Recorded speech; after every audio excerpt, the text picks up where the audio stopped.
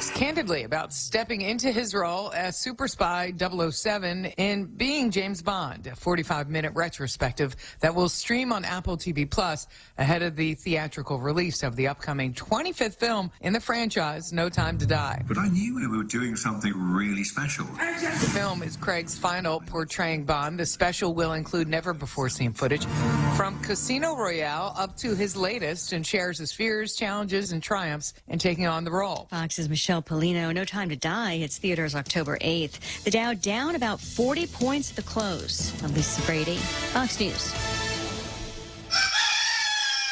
What's for breakfast at KFC under $3.95, you ask? What's for breakfast at KFC that's different than the other guys, you ask? KFC's chicken wrap, sausage wrap, the Colonel's chicken congee, chicken fried steak, sausage biscuit and gravy, and biscuit sandwiches made with KFC's original fluffy biscuits. All for under $3.95 and all only at KFC. Plus, with waffles and the Colonel's chicken fried rice, we've got something for everyone. So visit KFC for breakfast today. It's finger-licking good. Here at Guam Auto Spot, we have the best selection in Buick, GMC, Mitsubishi, and used cars. Like the 2021 Mitsubishi Mirage. As low as $127 per paycheck, 0 down. Or this 2021 Buick Encore. As low as $237 per paycheck, 0 down for 72 months. Call 478-AUTO to schedule a test drive or get pre-approved online at GuamAutospot.com. As we end pandemic unemployment assistance, or PUA, on September 4th, the Guam Department of Labor is still committed to assisting you with your employment and unemployment needs. Call 311 to book an appointment for help with claim issues, appeals, and overpayments. For new applications, the deadline to apply is October 4th. Are you still trying to get back on your feet? Let GDOL and the American Job Center assist you by calling 475-7000 or 7001. Visit dol.guam.gov for more information. Half a day at 6:06. I'm Montesova Tyron with a look at your local news on the point. In a vote of 13-1, senators voted to override the governor's veto on a bill that would amend the RISE Act. Senators staying late into the night at the session hall. They overrode Bill 75. Mary Torres, the only one who voted against the override by Speaker Tina Munoz-Barnes, was excused. The override attempt was also made on Bill 164, which was a similar bill, but it failed. Both measures remove the $30 million cap on the initial RISE Act, while Bill 75 increases the payout amounts for individual and joint filers. Meanwhile, the long lines already started to form yesterday at the Department of Rev and Tax as people wanted to beat the long lines today to submit applications for the RISE Act. The Department of Rev and Tax had issued the applications early. They expect the payments to be made within 2 weeks of approved applications. Meanwhile, senators also voted to pass the budget bill for the government of Guam at the 11th hour. The vote came out to be 11-3. Well, Guam has now seen 149 COVID-related fatalities, 2 people passing away this week with COVID-related complications, while 2 others were previous deaths that were re-examined and determined to be related to the coronavirus. The 2 most recent included an 84-year-old man and a 56-year-old man. Both died at the Guam Memorial Hospital, both with underlying conditions and both said to be unvaccinated. The previous deaths were of a 67-year-old woman who died in October of last year and a 55-year-old woman who also died last year, but this one in December. Meanwhile, the latest JIC report has 206 new cases of COVID-19 out of 1,714 people who were tested on Monday. The number of hospitalizations also increased to 45 at the hospitals. There are 8 in intensive care, while 2 are now on ventilators. And Guam's CAR score has jumped to 43.8 as the Centers for Disease Control has also downgraded our travel risk rating to 4, which means we have a very high risk of COVID-19. The level 4 advises travelers to avoid travel to Guam and areas deemed level 4. The CDC recommending people ensure that they're vaccinated before they travel to these high-risk destinations. The Guam Daily Post reports this morning that GVV's Vice President Jerry Perez has said that they are disappointed with the change in the travel risk rating to Guam, but he said that the island's community remains resilient in its fight against COVID-19. We'll have more news right after this. GovGuam employees and retirees, it's time to choose your health plan. Choose a network of more than 200 providers, including GRMC, GMH, STA, AMC, IHP, and the FHP Health Center. Choose lower copays at preferred in-network providers. Choose fitness partners, including PFC. Choose a payroll deduction as low as $2.04 biweekly. For yourself and your family, choose Take Care. Open enrollment is September 1st through the 25th. For more information, go to takecareasia.com or call 649-0468. Take Care, our island, your health plan. The Department of Education will be resuming its grab-and-go food distribution next week, Tuesday, and there's a chance for more federal assistance coming to cover the nutritional assistance program in the form of the PEBT cards. So far, there have been 21,000 of those SNAP cards that have been distributed to school kids to cover last school year's lost meals. And with the schools closed, Public Health and DOE are looking at the possibility of additional funds. In the meantime, the plan is to resume the distribution of the meals at the schools, and it was as it was done last school year. The Grab and Go program will cover breakfasts and lunches for students in the public and private schools. And from the Guam Daily Post, the governor is looking at plugging $300 million in federal rescue monies, but Guam Congressman Mike Nicholas says that there may be additional money to cover the hospital instead. Nicholas held a news conference on Tuesday to share an update to the $3.5 trillion budget reconciliation package currently being considered by the U.S. House of Representatives. The fiscal year's focus is on the infrastructure, and Nicholas says that he has helped to secure just under $1 billion to address the hospital and healthcare facility funding in Guam and other territories. And those are your top stories here on The Point. Here's Ray with your weather. Yeah, but if you got the email from Crystal Paco and the folks over at the governor's office, Mike Nicholas got nothing to do with it. There's some guy, Raul is his name. Raul somebody is the guy who we have to name our hospital after because he is the one that was helping, that met with the governor. Maybe he was the guy that was in the video with the cha-cha slide. But that's the guy now that we're supposed didn't we do this with Maisie Hirono a few months back where it didn't matter what Mike Nicholas did, all of the credit had to go to somebody else from the Democratic Party that doesn't live here on Guam. 6:11 in the morning. All right, before we get into weather, let me get this up on the screen. We have been asked by the Guam Police Department to help spread the word here. Entry to the Department of Revenue and Taxation will be permitted only through the north entryway fronting Route 16 from the northbound travel portion of that road. All right, so you know where the funeral parlor is? I do. Don't try to make a turn there. You're just going to screw things up. Get to the end of the line, and my guess is it's probably over by Commercial Tire Center right about now, and get into the back of the line for there, and then you go in at that intersection, right? That's the way that you get in there. While people will be lining up to enter DRT for the RISE Act, recipients are asked to please be mindful of residential and private businesses along Route 16, and please do not block access ways. For those wishing to patronize DRT for other than the RISE Act, please utilize the traffic light access into the Department of Revenue and Taxation over by the construction supply place. GPD will be on site to monitor the flow of traffic and to assure the safety of motorists. Anybody caught out of the appropriate lines will be shot. They'll pull you out of the line and shoot you and sell your car. That's right away. Isn't that the thing? I've got the graphic. My friend Marilu Berseman sent me the graphic, and this is what everybody is looking at. And as you can see, with Harvest. They could use that. Harvest? What? Shooting police officers? Oh, wow. Oh, an aerial plan? No. The traffic plan, you could share that with Harvest Christian School.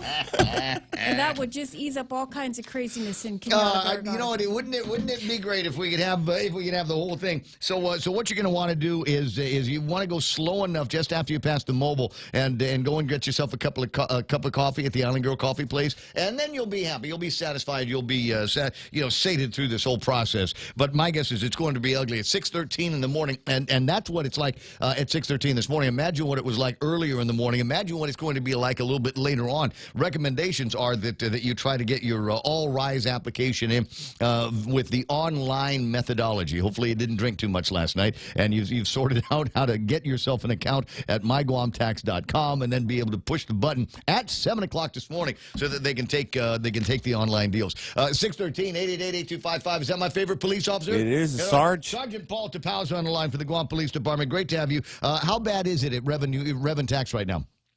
It's actually pretty orderly and I think we're used to this with the opening, I guess, of DRT from Core 1 to Core 3 with the licensing. Haven't had They to dropped shoot the anybody gate. yet? No gunplay? Everybody's in compliance. So they dropped the gate. They're filing them in. They're staging them. So by 0700, they're going to be processing. So we are seeing the line extend out towards down towards South Savannah. So there's two sides of Barragata Heights. The commercial tire center. It's already down by the tire store. It is.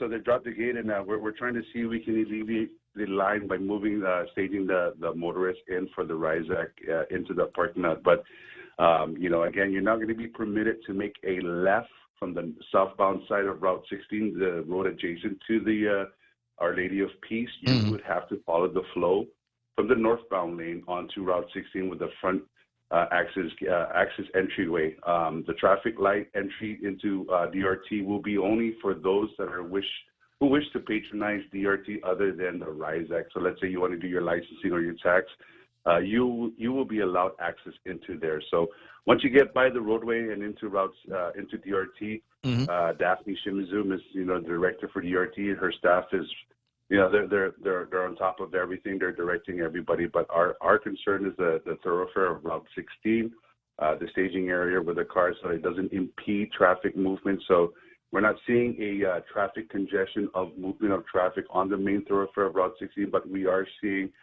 the masses lining up within the outer lane. But we ask again, please be mindful of the residents that are there, the business establishment, and of course the entryways to other homes. So let's not impede their movement as well. So we're moving. They dropped the gate, and I guess it's another wait for the 0700 processing. So we're waiting for that. Well, Hopefully we can start. Anything, Paul, that we can do for you for the rest of the day and the rest of the morning, if you need additional announcements, just give Real Joe a call. And no matter what we're doing at the time, we'll drop it and bring you in. And again, a note here from Paul. Keep in mind that people live and work around that area, so somebody's going to try to get a Subway breakfast at some point over at the mobile station. So make sure if you're going to be in that line, try to make sure that you don't block the access ways to both entrances and exits to Barragata Heights. As I said, the mobile station down there, we got Island Girl Coffee just north of that, and in between there and the Department of Revenue and Taxation. Do we know if what is it, the funeral parlor, if they've got any, Our Lady of Peace Funeral Home is going to be having any major work today? Is there a big funeral that we know of? I don't know, but we do know for a fact that, again, we're focusing on the northbound traffic, so it shouldn't affect operations at the Our Lady of Peace site. So, we've reminded, we've been constantly reminding motorists that you're not going to be able to access your RISAC processing by making a left from the southbound center or median lane. So we're not going to let that. I don't foresee it. We projected it, so we don't foresee any hampering of operations for Our Lady of Peace. But again, it's our focus on the northbound traffic, the roadways, the homes, the businesses, like what you mentioned. Thank you for that. But we do have traffic control points by our highway patrol officers. So, we're starting to see them moving right along into the parking lot of DRT. Right. Well, good luck to everybody that happens to be in the first part of the line here. As has been suggested, this is going to be a battle royale to make sure that you get your paperwork dropped off. And the recommendation for everybody was to try to do it online as much as possible. Now, is your understanding with this drop-off, it's all going to be in car, right? Yes. So the staff and management for DRT, Department of Revenue and Tax, Ms. Shimizu has. These guys are excellent. So they have the process that's going to be taking place. So there's like a drive-through, sort of say, so that we can keep that flow moving. So you're not going to situate, get down, park and get down, right? Because we still have operations that we have to attend to with other that of DRT. But it is a drive-through portion that's going to be handled by the staff of the Department of Revenue and Tax. All right. Everybody try to be nice to each other, understanding and patient. 6/18, it's going to be a long day at Revenue Tax. Appreciate the fact that the Guam Police Department's out there to help maintain security and just maintain a sense of normalcy as you make your way through there. I'll talk to you soon, Paulie. Absolutely, my brother. You stay safe. I will. Take care. God bless. That's not what you said in the email. He didn't say stay safe. You know what he said? Stay thirsty. Oh, He yeah. said stay thirsty. Yeah, that was my answer. Yeah, that's the way to do it. All right, amigo, I'll talk to you pretty soon, 6:18 in the morning, and that's the word from the Department of Revenue and Taxation, the police department. And again, if you're headed southbound on Route 16 and thinking, I'll just make that turn, I'll just cockroach my way in there. No. Get to the end of the line, and as I said, right about now, it's over at Commercial Tire, and that's the way you make your way in. Mono is suggesting that one of the, if you want to be smart about this, that gate, little known, I think, in this generation, behind the tire store is a gate that takes you into what we used to call Radio Barragata. And that was a shortcut there for a long, long time. And once upon a time, a shrew of an admiral at the Navy decided that they were going to close that forever, and you can't use it. So mean. I know. And it'll take you clear around to Happy Mart. Right, and then you go out there over by, That is a good place to jump your car back there. That is a jump in the car. Yeah, there's a big hump. 6:19. Let's do some weather here today. Partly sunny with isolated showers and thunderstorms. East winds 10 to 15 miles an hour. Daytime highs today should be about 87 degrees. With a heat index, it'll feel like 96. There's what do we got? East winds again tonight. Mostly cloudy skies, isolated showers, thunderstorms again. East winds up to about 10 miles an hour, and overnight lows should be about 78 degrees tomorrow. Partly sunny and isolated showers. Same forecast that we've had over the last couple of days. Sunset tonight at 6:32, and sunrise this morning was at 6:09. We've got words about what sunrise looks like over at the Department of Revenue and Taxation. Did Jeff from Pirates Cove send me some gorgeous sunrise pictures this morning? He did, as a matter of fact. And let me see what it looks like on Thirsty Wednesday. Can I call it that? Weird Wednesday? Sure. Wacko Wednesday? Yeah, whatever you want to call it. Looks like another great day with the sunrise that you can almost make out coming up over on the eastern side of the island. 20 after 6. That's news and weather and traffic together here on The Point. Go green, go solar, and save big with Nambo Insurance. When you power up your home with solar panels, Nambo Insurance will pay up to $350 toward your power bill. With Nambo, you can enjoy great savings while going green and helping to save Guam's environment. At Nambo, it pays to go green. Terms and conditions apply. Visit Nambo.com or call 477-9754 for details. Nambo Insurance, proudly serving Guam for over 50 years.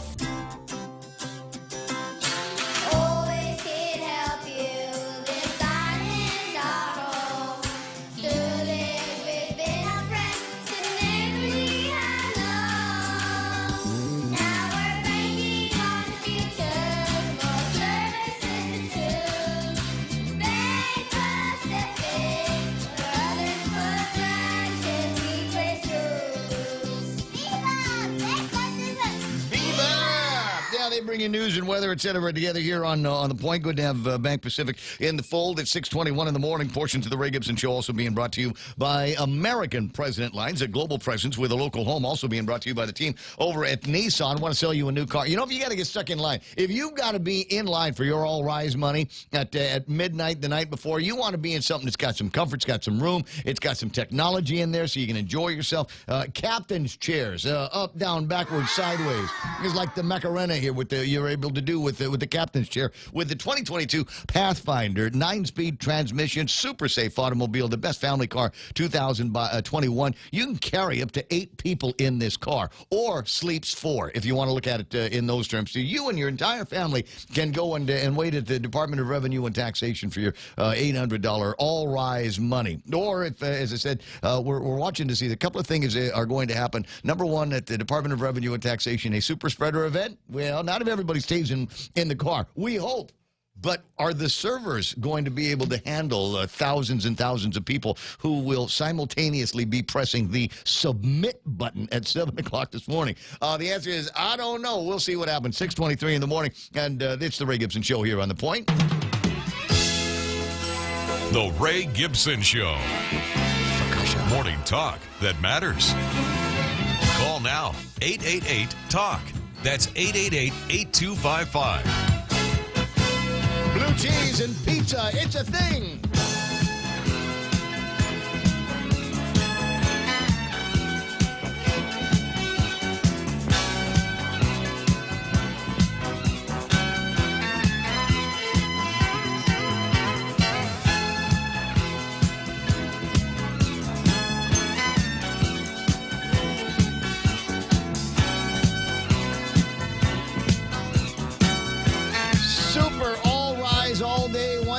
morning to you. 6:23 in the morning on the Ray Gibson Show, 93.3. The Point. My name is Ray. Thrilled to be here with you, despite the fact that I don't seem to be able to do anything productive with my hair. I've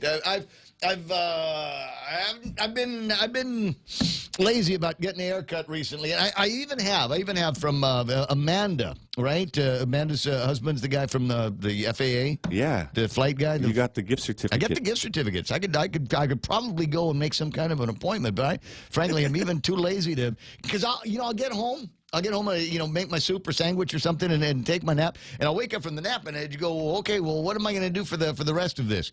And every once in a while I'll think, well, I could get a haircut. But it just feels like so much work to pick up the phone and make a call and make a reservation and try to figure out when is a good time to actually get the haircut. Yeah. And do I have money for it? So it's one of those things. I think I'm just going to keep taking it, one day as it comes, and blame it on COVID-19. Why didn't you cut your hair for 6 months, right? And the COVID-19. I didn't. I was scared to go out there because all these vaccinated people making me sick.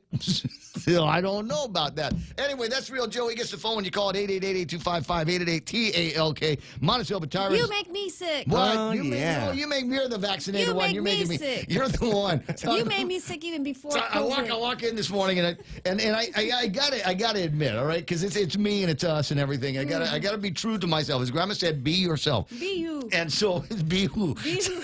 So I walk into the studio this morning. I said, well, according to my calculations, it's 42% now of all of the people that are in the hospital are vaccinated. I wasn't doing it to get a reaction. I just said it out loud. And what did I say? And what did Mona say?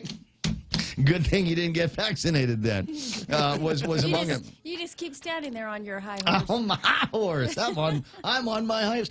Everybody Good for you. They're bullying us to go and get a vaccine. Nobody's bullying yes, you. there's bullying. Yes, there's bullying. You know where I went last night? No, I don't. Not Do Moses. I want to You know where I went last night? Where? Not Carabao. You know where I went last night? went Not home. Venue. I didn't go to any of those places Well, or they spend don't want you. any of my hard-earned money on anything like that last night. So and there's even in the newspaper that they're talking about people getting vaccinated and there's at least one person and the line here is, Governor forced me to. Lena Kanata said she opposes vaccination, but she begrudgingly had to get the shot anyway so she can, quote, go anywhere I want, including restaurants. The governor forced me to, in a way. I got stronger immunity because I already had COVID. I believe I don't need to get the vaccine because I already got natural immunity. And we're not talking about never anybody brings up natural immunity and that I know of, how do you account for it? So they say, what's your vaccine status? And you're either vaccinated or unvaccinated. But if you've already had COVID-19, I think that ought to be the third status, like a third or fourth gender, right? Oh, wow. Oh, let's make a new flag. New flag. Gay and vaccinated. Can we do that? What color will that be on the rainbow flag? My gay friends are blowing up right now. I believe I don't need to get the vaccine because I already have natural immunity, but now I don't have a choice. I have to go to the vaccine so I can go to restaurants and other places. The governor gave me no choice. And people will say, well, you have every choice to stay home. You shut up. She made an offer. Here's my answer. Oh, shut up. 6:27 in the morning. So you got all that. Anyway, lots and lots to get to, including the fact that the big argument on social media yesterday was the CDC has downgraded us to level 4. But everybody was like, wait a second, no, because somebody referred to it as an upgrade because 4 is bigger than is bigger than 1. But the fact of the matter is, it wasn't good in either direction. It wasn't good in either direction. They have upgraded us to a down number 4 on their level, and what that basically means is they're telling everybody to stay away from Guam. There's the headline. CDC adds Puerto Rico, Guam to its do not travel list. What's that, Montecito Tyrant? Puerto Rico. Puerto Rico. They upgraded us on the down? You got a Juan Carlos Benitez. Up, down. That's right. Overcook, undercook. And that's where we are. We are on the do not travel list. And I was yakking with a couple of guys I know from GVB. I said, what the hell do you do every day? Because now we got the CDC. There's basically, you can come out with anything you want to over at GVB. The other 3 letters, CDC, is telling people to stay away. But this is in my mind the great make it make sense moment.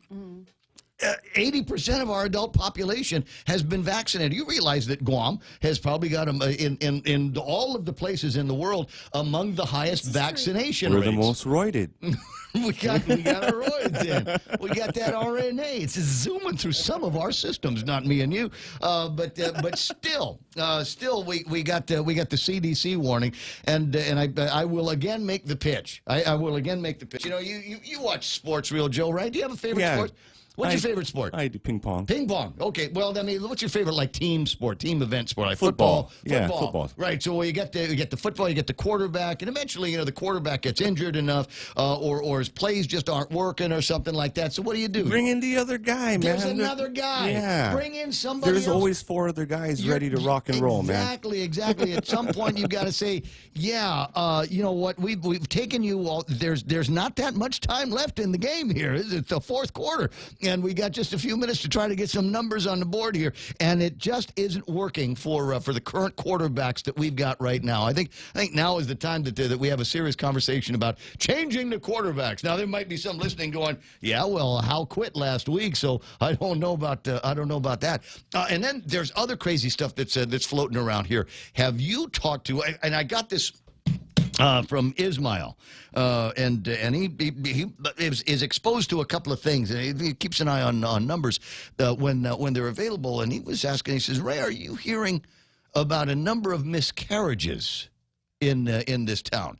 And I said, no, I have not, and maybe we'll spend a little bit of time talking about that. I reached out to a doctor who shall, at this point, remain nameless, and that he knows nobody except him is keeping track of the miscarriages that we are having here on Guam of vaccinated women that are losing their babies in the first trimester. He says the numbers are alarmingly high. And so we might spend some time talking about that and other information that I've got about the nature of the healthcare system and what you are feeling in your offices. And I think it's almost universal now with the number of positives that we're getting these days. Is there's a lot of people now that have lost somebody in their office because they tested positive, and then you got to go through that whole press of everybody else getting tested and sitting out a couple of days in the office. Well, clinics are not immune to this kind of thing. Oh, wow. And what I'm beginning to hear from some folks is that there are people in the clinical settings that are testing positive and are out. The people that they are traced around are getting tested as well, and they might be sitting out a couple of tests and not going to work. So this is going to have, it is apparently having an impact on what's taking place over at the clinic level. Some very, very interesting things that we're talking about, and numbers that, like I said, make sense, because at this point it doesn't. Haven't had a chance. Well, I have had a chance to eke out the top 10. We'll get around to doing that after we do news and headlines with Montesilva Tower and go through the rest of the table of contents. Hafamana, what happened? Well, while you were sleeping, probably, senators were working and voting on some bills on their agenda. One of the bills that they passed sets the budget for the government of Guam for the next fiscal year. Another bill that they passed was a veto override of the governor's veto on Bill 75. Mary Torres was the only senator that voted against that override, and what it does is it increases the cap, the $30 million cap on the RISE Act. It also increases the payouts to individuals and joint tax filers. Meanwhile, the long line's already starting to form outside of Rev and Tax, and as people are able to submit their applications for that RISE Act beginning today, Rev and Tax did say that once the applications are approved, they should expect a payment within at least 2 weeks. Meanwhile, the Joint Information Center reports 2 recent deaths related to COVID-19 and have reclassified a couple of other deaths that occurred last year. And now that increased our number of COVID-related fatalities to 149. This while they report also an increase in the number of cases that were reported, 206 out of the latest round of testing. Guam's CAR score this morning is at 43.8. And those are your headlines right here on The Point. I got you. 6:33 in the morning. Ray Gibson Show probably continues on the other side of these important messages. There's a steak with your name on it at the new Longhorn Steakhouse. Flo's Filet is an exceptionally tender center cut, The New York Strip is a steakhouse classic, and Longhorn's famous outlaw ribeye is well marbled and fire grilled. Longhorn is ready and waiting to pour you a margarita and make you a steak. Longhorn Steakhouse is open daily from 11 to 10 p.m. JV International Safety Equipment has it all for you. Fall protection, rain gear, traffic signs, speed bumps, custom signs and banners, PPEs, fire extinguishers, plus more. Check them out on Facebook at JV International Safety Equipment Company or visit their website, www.jvisec.com. JV International Safety Equipment, Guam's leader in occupational and environmental safety equipment. Call 688-9524. JV International Safety Equipment, located in Harmon Industrial Park. 6:34 in the morning, 888-255-888-TALK is the telephone number. On screen right now on Facebook Live is an image that comes to us from Ken LG, the other governor, Leon Guerrero, who is in the Barragata Heights area taking a look at what's happening now. There's what looks like a little bit of Disneyland thing happening here. Yeah. Where what you're looking at here, this is North Savannah Street. Those of you that know the Barragata Heights area know that there's two Savannahs. The north side, which is close to Reventax, and South Savannah, which is close to the Commercial Tire Center. What looks like is happening now, and police are on the scene directing this. So what looks like is happening is we've got a lot of traffic on the roadways, and it's backed up over by the Commercial Tire Center. But it is possible that when you get up to the North Savannah, they're going to ask you to turn up into the village streets and then kind of hang a U over by the Skilled Nursing Center, and then go back down the hill. So you got this little what a spur in the traffic here. I don't know. I'm presuming the guy can count calories and then he can count cars too. Ken says that it looks like there's more than 2,000 cars in the line since 7 o'clock last night. Because it's not quite 7 o'clock here this morning. And now Montesilva and I, we're familiar with this. The last time we saw traffic like this in Barragata Heights, we were handing out candy. This is a Halloween 2019 before Exactly. Huge stuff here. 6:35 in the morning is Real Joe says the lines are going to be long. Just leave the car there and go get a new one. Guam Auto Spot has the best selection: Buicks and GMCs, Mitsubishis, and plenty of used cars. Check out the Mitsubishi Mirage 2021 starting at $127 a paycheck. 0 down, 478 AUTO. Get you a test drive and get pre-approved at GuamAutospot.com. Looking to furnish your home? Furniture Kathy Style offers a wide variety of beautiful quality home furnishings at affordable prices. Find the best deals with mattresses starting at $169, sofas as low as $699, bed frames starting at $399, and dining sets starting at $499. Schedule a free design consultation and let us help you create a home you love. Follow us on social media, visit our website at FurnitureKathyStyle.com, or call us at 300-9590 for more information. Shop with us today. What happened? 6:36. You want me to do traffic?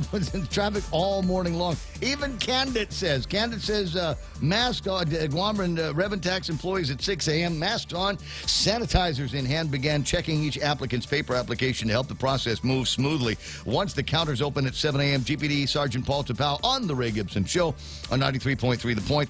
6:15 said the line of cars of those waiting to file their all-rise application in person has snaked past Commercial Tire Depot on Route 16 at 7 a.m. DRT will begin accepting applications for the program in person. For those of you that are doing it online, for those of you that are not eligible for the all-rise money, our recommendation: stay out of the Barragata Heights area. Do not go on Route 16 there. Make that turnaround over by Happy Mart and live a happy life. That's our recommendation. Let me take a look at the screen here and see what else is happening. You can see that red line over in front of the Department of Revenue and Taxation and Barragata Heights. That accounts for the traffic that you are seeing there. And you can see it's slowing down in both directions. There is still southbound traffic that's going through there that's just hampered by the sheer volume of vehicles, or just looking at what's going to be taking place. Mona, do we have testing going on today over at Tiedzen? Can we make it so that everybody on Guam is within a mile of the mobile gas station with a subway in there? Yeah. I think it's possible we can do that. That's the only traffic that I'm seeing right now on the screen. Nothing up in Jigo. Dededo is running clear, and Big Navy in Sumai is just now starting to busy up. 6:38. There's your right now traffic here on The Point. Technology is the great connector. It puts songs in your pocket, connects long-lost friends, and has made the world easier, faster, and smarter. And now, First Hawaiian Bank's new mobile app can help you do the same with your money. Whether you want real-time financial tracking with MoneyMap or tailored advice on your personal finances with daily insights, we're giving you the power to connect to your finances from anywhere, like never before.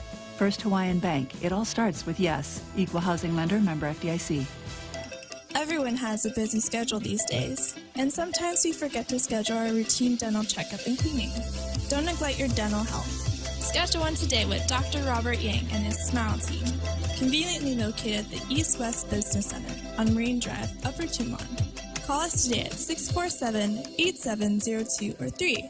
Again, that's 647-8702 or 647-8703. We make smiles happen. Not bad considering he's like 100 years old, right? Montesilva Tyron noting what I've got on the slideshow that I could put up on the screen.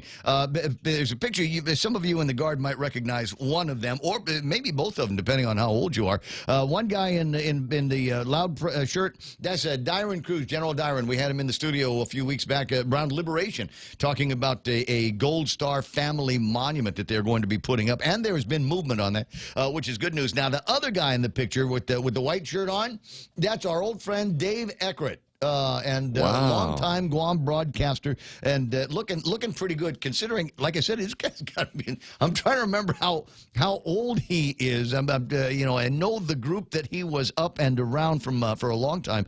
My old man, Mana's old man, and they were all actually around 80s. They were all in the car but business. He looks fantastic. They were all in the Dyron. car business. My dad worked at Avis. Your dad worked over at Hertz, and I want to say Dave Eckert worked at Hertz as well. You might want to, might even still fit in that jacket. 6:40 in the morning, and thanks, Darren, for sending that along to all of us here at the radio station. You're going to be lunchtime a little bit later on. Swing by Chili's, second floor of the Tumon Sands Plaza. That's where you're going to find the incredible deal where we can put it's a combo where we've got 2 entrees on the same plate. Basically, we got premium entrees, sirloin and ribs, or sirloin and ancho salmon combos. Enjoy the best of both worlds and an incredible, unbeatable flavor experience at Chili's, second floor of the Tumon Sands Plaza. The Coconut Wireless is back. The Ray Gibson Show. Call now, 888-TALK. That's 888-8255. Can do. We got it. Let me see. I got Ismail's there, J.B. St. Nicholas, Bill Cruz, Kenny Williams, Lady D, former Governor Carl T.C. Gutierrez, and Brad Wood. Bring it back. The sunshine. Absolutely. Color good. Color good, Gov. I got Brad Wood at number 1 today. The entire list looks like this. At number 1, Brad, Jay Nauta, Marilu Berseman, John Ray Titano, Nate Orn, Felix Bumba, Lynn McAfee off island, J.B. St. Nicholas.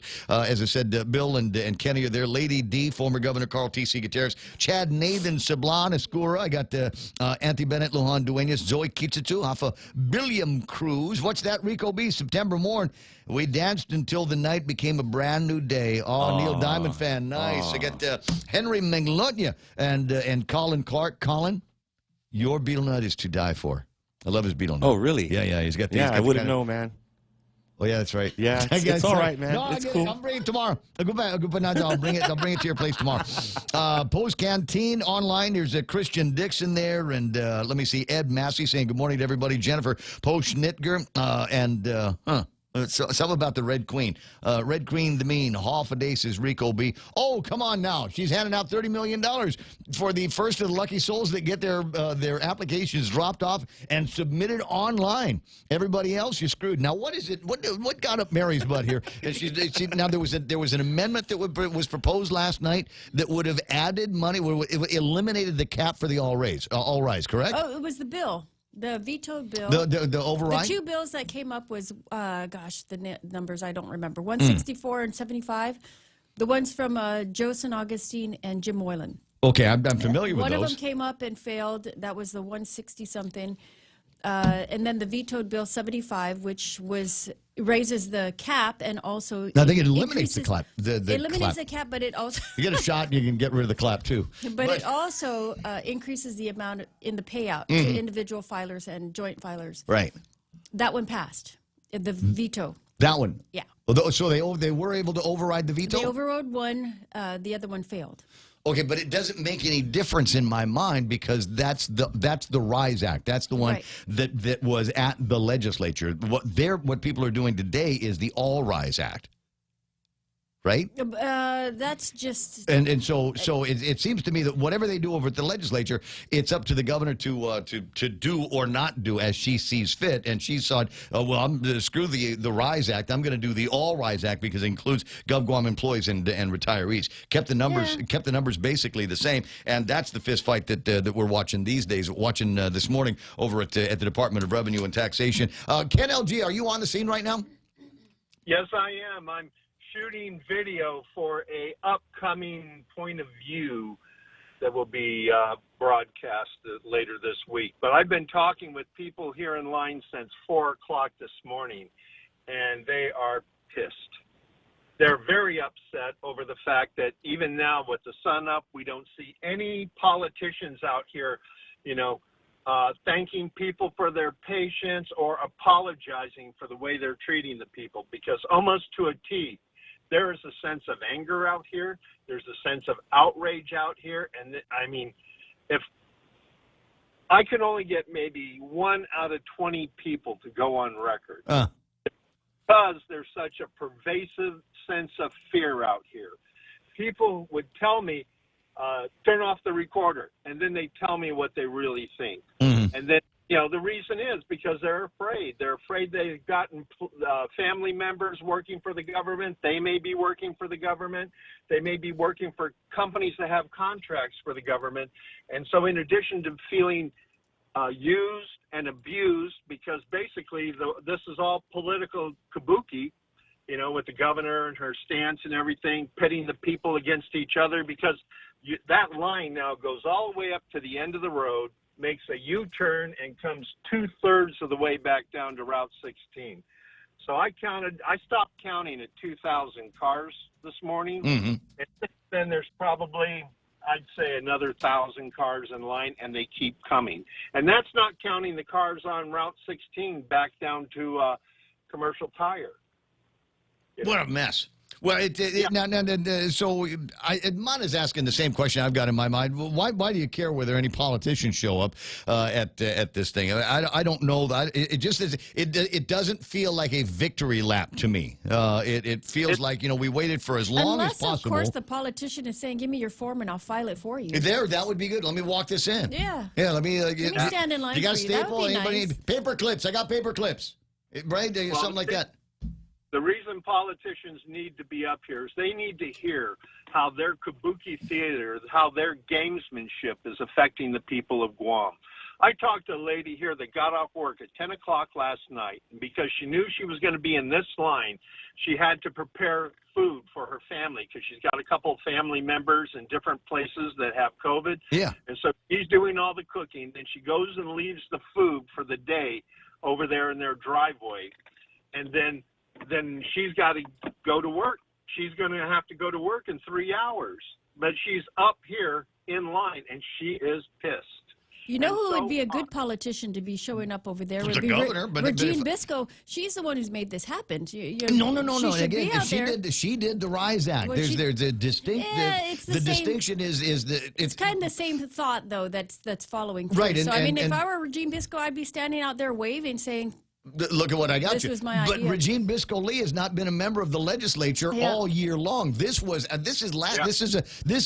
Rise Act is a construct of the 35th Guam legislature, and so everything that we're talking about and amendments that they're doing and overrides they're trying to get, in my mind, is all part of the kabuki because it doesn't make any difference to anybody that's in line here this morning. Will not make any difference. What's happening at Rev and Tax? That's all Lou, baby. That's all Lou. And what should have been just individuals from the private sector who felt the pinch of COVID-19, losing their jobs, losing hours on their jobs. That should be the only people in line. Anybody that's making an application that was in the government of Guam that did not lose a cent, did not lose any hours, did not lose any pay because of COVID-19.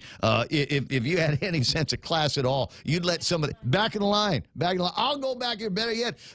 You know what? I'll wait until maybe I'll apply next week. Well, if there's still any money in it, I'll apply next week because you guys weren't hurt. That's why they call it the All Rise Act. So if there's anybody that needs to be down there, it's Lulian Guerrero. You know who's not going to show up? Lulian Guerrero, because this is money. How long has that $30 million been available, Ken?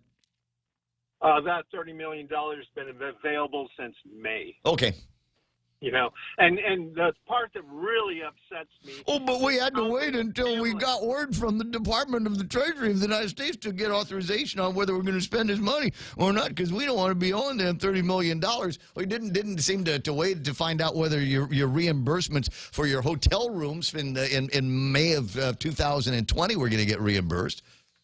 Well, the reason why I think that senators need to be here is they need to walk this line and see how many children are in the cars since 7 o'clock, 8 o'clock, 9 o'clock last night. Every second or third car has a kid in it.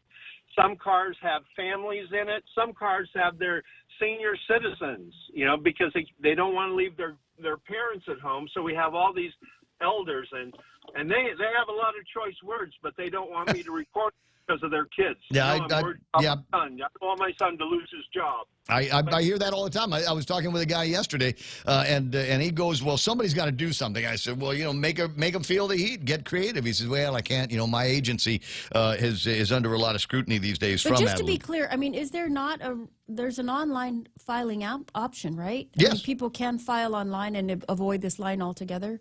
But people don't trust it. They're worried. I mean, a lot of people commented that they're worried that with so many people hitting the servers at one time, the servers are going to crash and their applications are going to be lost. And we can't say that's not valid because it has happened. Well, hey, look, here's a system that was put together by the same brain power that I think they got the 311 system running, right? Oh, there's an even better comment. This one senior citizen said, "Why the hell didn't they open up multiple stations? Why don't they do one at GPO and a Gagnon Shopping Center like they do for the tax returns? Why they make us come here in the middle of the night and get in line? Who's thinking?" You know, and obviously no one was, because what would have been so difficult about opening multiple receiving areas, you know, instead of putting people through this trial by parking, because the line now is almost back to Route 16 now. And I've been instructed to get out of the road, get in my car, stop filming for my own safety. And I agree, because there are so many people driving up and down the road, right, that it's unbelievable. Well, stick around. We'll do another sit rep after 7 o'clock. I mean, these are the early adopters of the system, folks that have been there virtually all night in many cases. I got a feeling that after it gets to be 7:30, 8 o'clock, that it's going to surge even more. So swing by the mobile, grab yourself a keto Subway, and they've got keto stuff for you there, right? No, but the line is. Well, just get the meat. Can I just have the meat on the wax paper and some cheese and yellow peppers? Yeah, but you're going to love this. The line is now going into Barragata Heights because the line is so full that the cars are now the line is bending into the residential subdivisions now. Well, isn't that nice for the people that live up in Barragata Heights? It's okay. Just pretend it's Halloween. Pretend it's Halloween, because that's what it's like on Halloween night. And then you got guys like D.A. Bradley, which is a familiar name to me, who says getting robbed of All Rise money, and apparently he is not going to be eligible for the All Rise money because he filed his return in June. He said he would have gotten it earlier, but he was previously told by revenue tax officials that the only revenue was from Social Security, so he did not have to file. And now they've got, the deal is you can't file for your All Rise program unless you've got it in by May, and there's a lot of people that did not. So this is going to be tricky. 888-825-5888-TAA. Okay, 652. I'll talk to you pretty soon. Good luck, Kenneth. Call back with more reports. I will. Just in case there might be a member of Frank Bloss lives near there. He's a Barragata boy. Yeah. Just go down, Frank. Hand out candy. Hand out. Now would be a good time to go down there, right?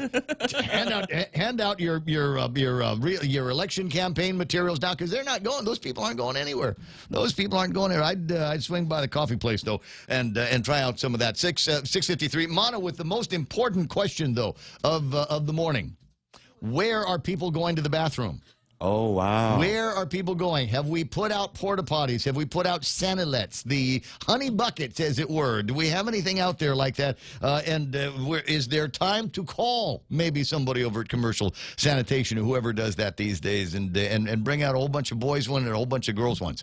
We don't got a pot to. Yep, exactly. 6:53. Hey, Jackie, good morning. Welcome to the program.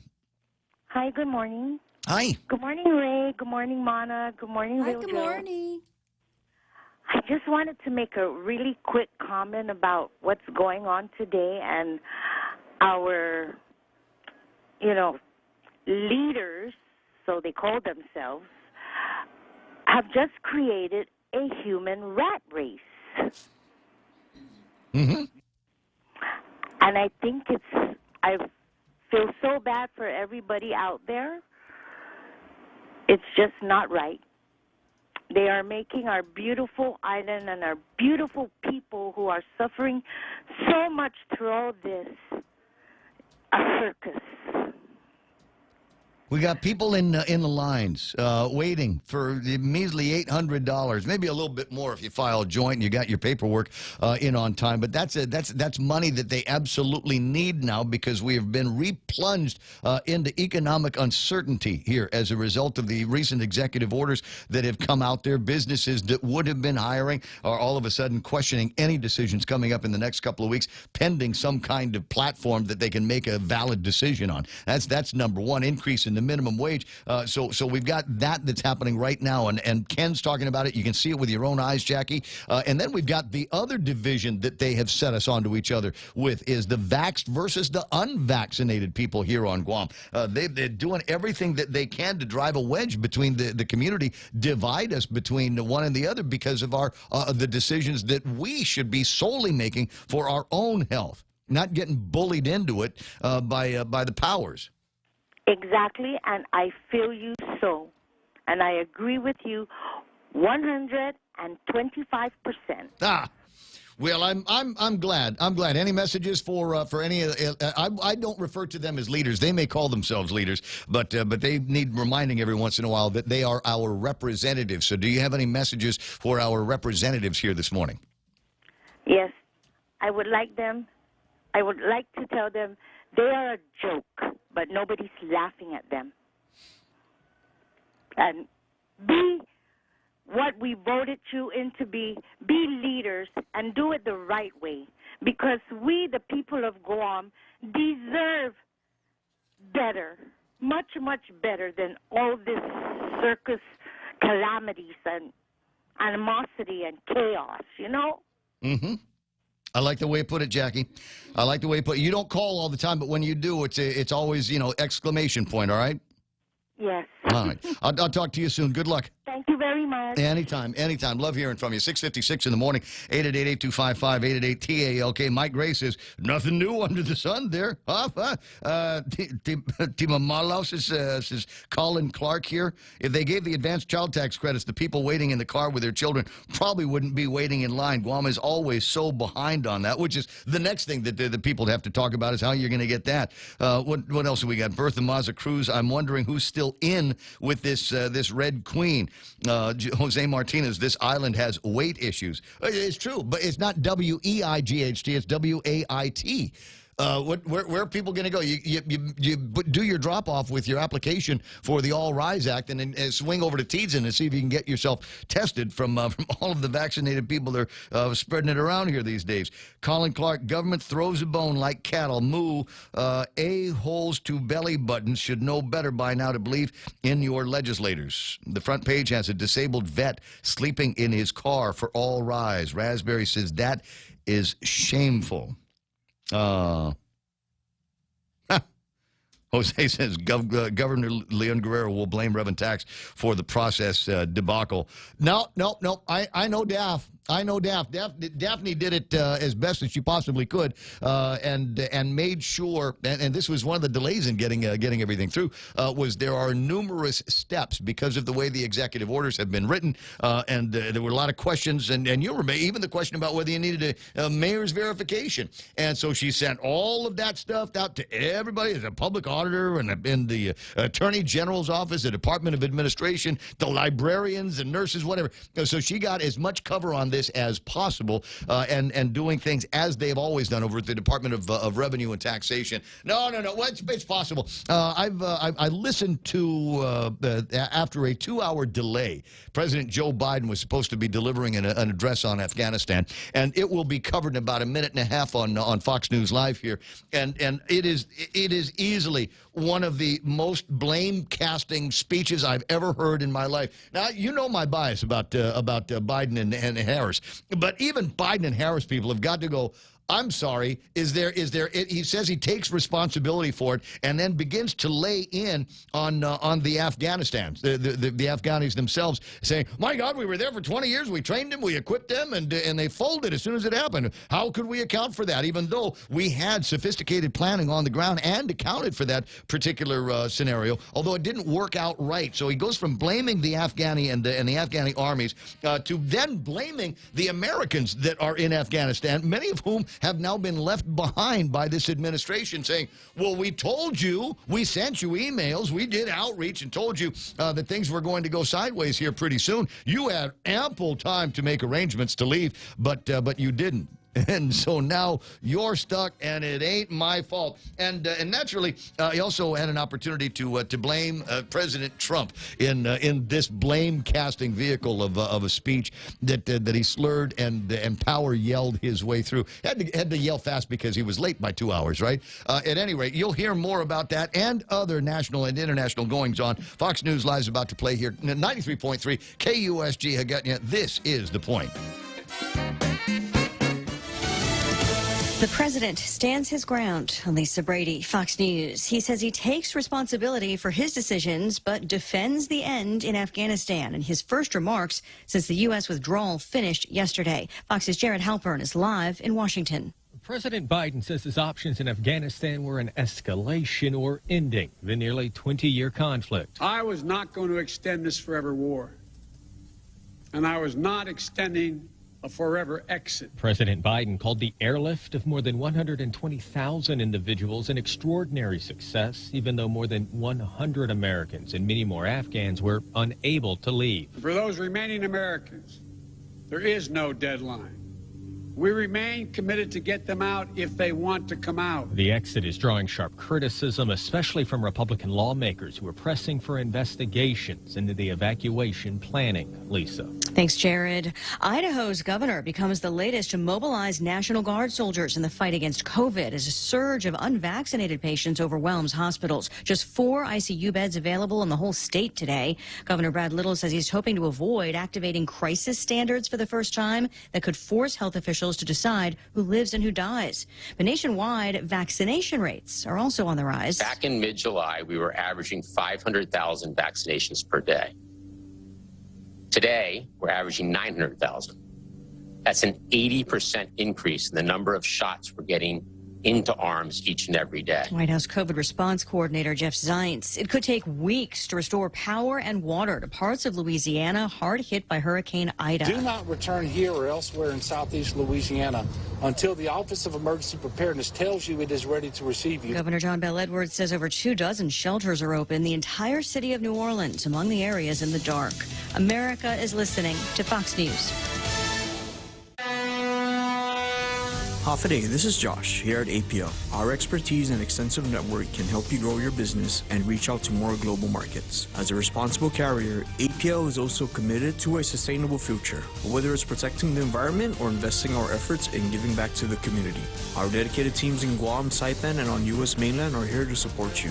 Call 588-4651 or visit www.apo.com.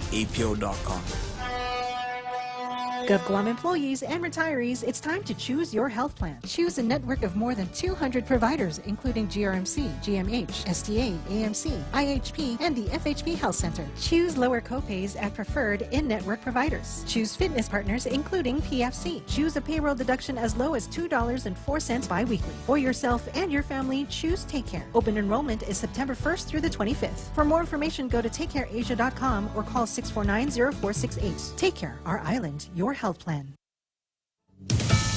Pennsylvania Governor Tom Wolf announces a mask mandate for K through 12 schools. Governor Wolf says the state health department order will apply to staff, teachers, and students while indoors. Masking will also be required in child care facilities. The order takes effect next Tuesday. Governor Wolf said in making the announcement he's hearing from many parents who want the requirement. Especially in places with high or substantial rates of transmission, which now actually includes every single county in Pennsylvania. Still, many parents argue before school boards for the choice to not mask their kids.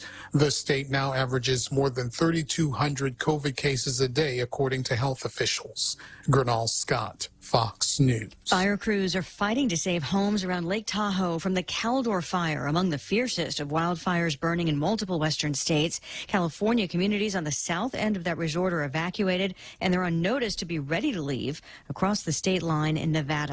Something that's not for everyone is back by popular demand. It continues to divide the internet, and while not everyone is buying into the buzz, Kraft's macaroni and cheese ice cream is once again selling online for a limited time. Kraft teaming up with Von Leeuwen ice cream for the frozen treat, sparking an online debate over the combo, but selling all 6,000 pints within an hour of its debut. A message below the $12 listing on the ice cream brand site now reads, "We are limiting the number of pints to 2 per order so that everyone gets to try it. But no one says you can't place more than 1 order." Fox's Christian Goodwin. Stocks finished lower after a mixed last day of August on Wall Street. The Dow down 39 points, the S&P and the NASDAQ slipping from their record highs.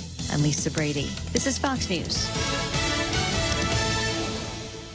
Business owners looking to expand, looking for an opportunity to give your business, looking to give your business a chance to succeed. There's a commercial space for rent at the DNA building in Agutya. This is a 10-story building with 24-hour security guards, maintenance, and custodial staff. A fitness center, close proximity to the Superior Court of Guam, Agutya Post Office, and several banks. Call DNA Incorporated for more information. Telephone 477-9053 or 9054 or email dnainc.guam@gmail.com.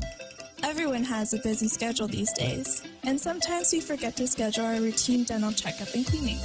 Don't neglect your dental health. Schedule one today with Dr. Robert Yang and his Smile Team, conveniently located at the East West Business Center on Marine Drive, Upper Tumon. Call us today at 647-8702 or 3. Again, that's 647-8702 or 647-8703. We make smiles happen. As we end Pandemic Unemployment Assistance, or PUA, on September 4th, the Guam Department of Labor is still committed to assisting you with your employment and unemployment needs. Call 311 to book an appointment for help with claim issues, appeals, and overpayments. For new applications, the deadline to apply is October 4th. Are you still trying to get back on your feet? Let GDOL and the American Job Center assist you by calling 475-7000 or 7001. Visit dol.guam.gov for more information.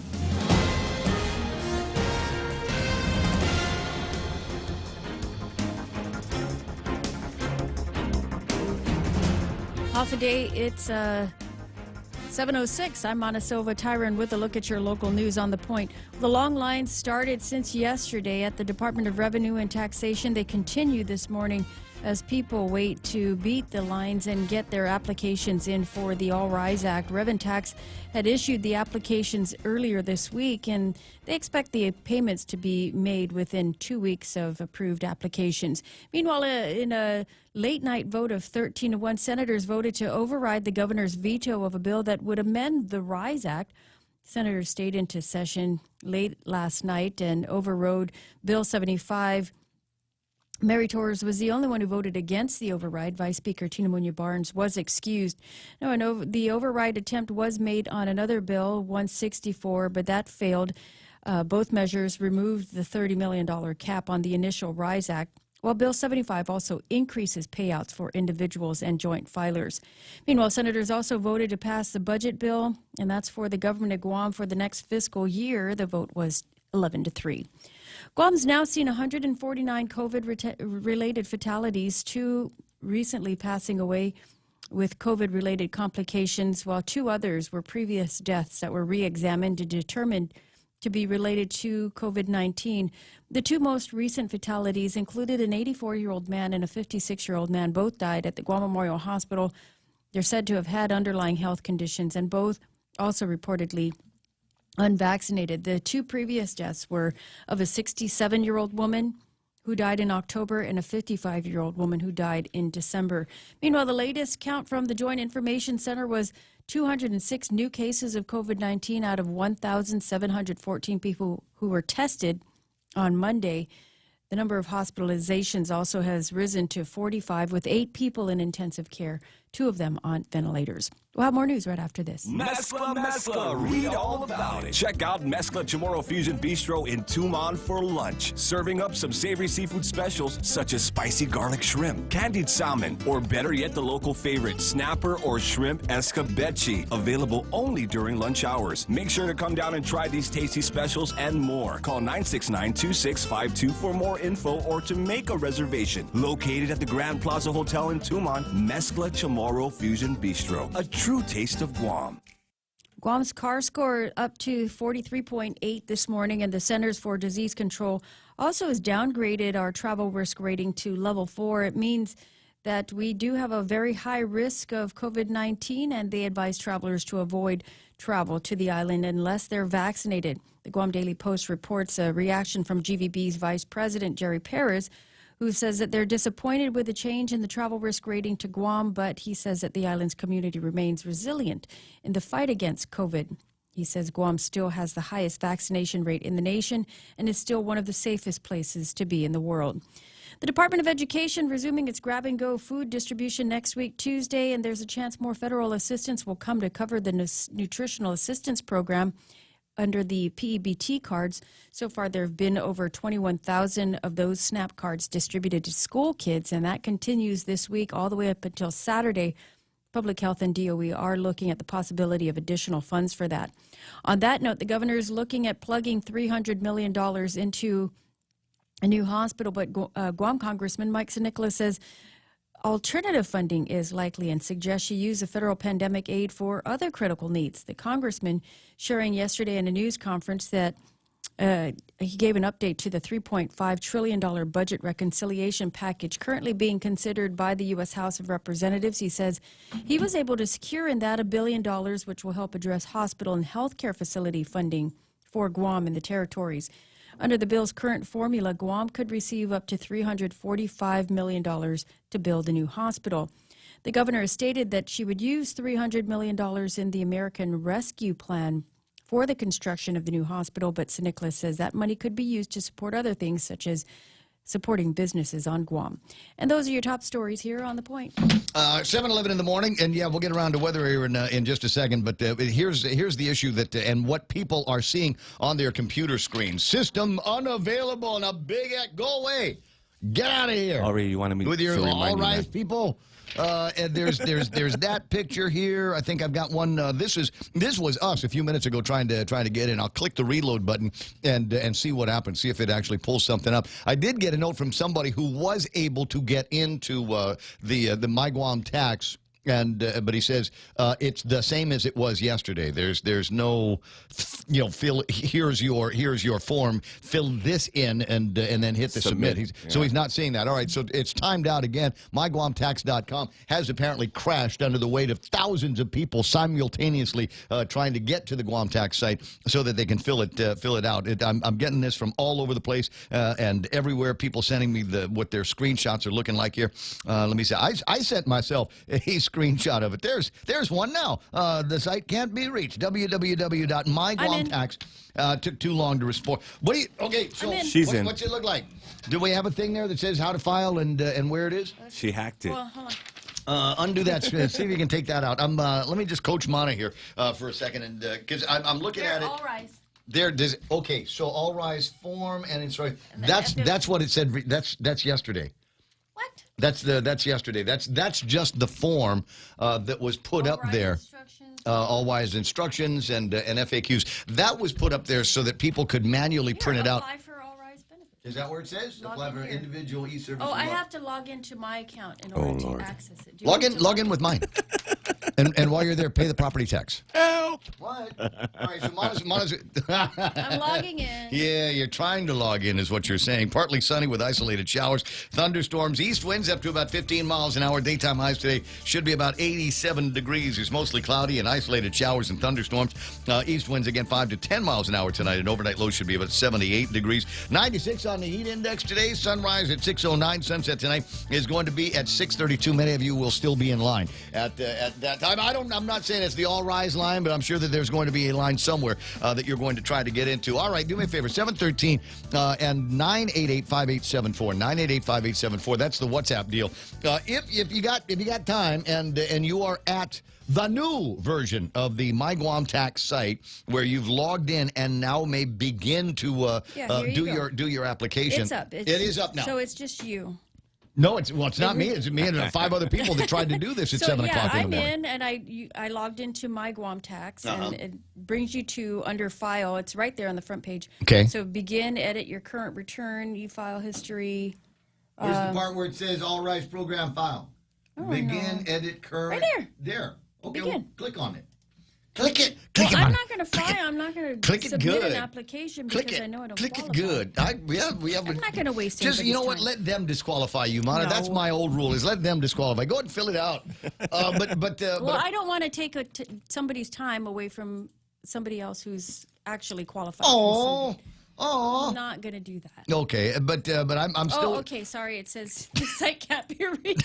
Wow. Oh, wait, there's the new one. It took me that far. All right, so you got to a point where you could begin the process, clicked on that, and now it's trying to get you to the fill it in You didn't part. hear me say I didn't want to waste your time. It's 7:14 in the morning.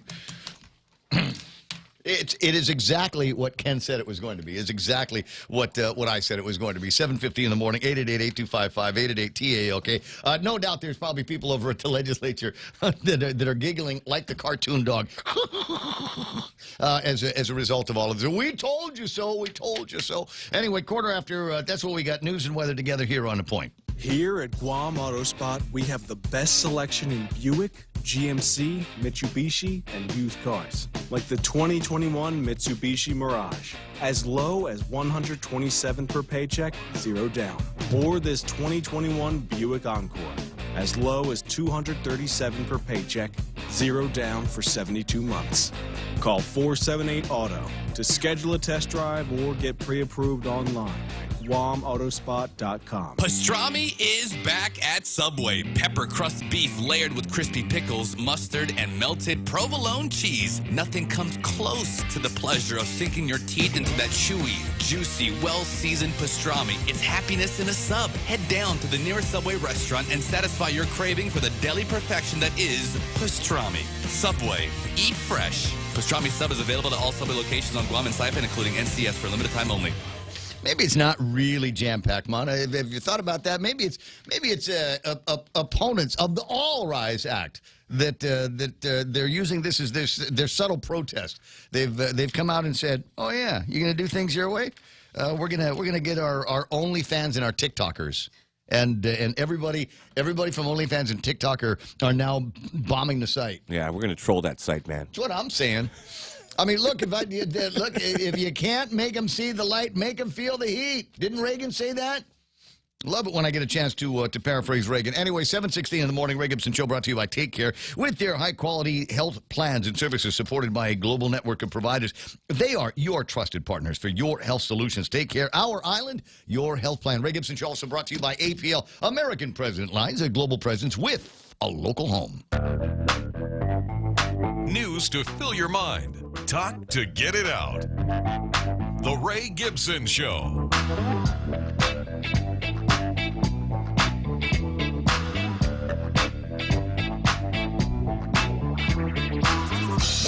Where's my horns? Where's my hat with the horns in it? Wait. So I got to pay. We were talking about Lone Star the other day. Hold on. I was going to spend a lot of time with some vital pictures of things that you need to see in forms, et cetera, et cetera. But I got this picture, and it's a picture of Ponch Nuke. Listens to the program all the time, and he had apparently been to Longhorn recently. Oh wow, nice horns, man. Exactly.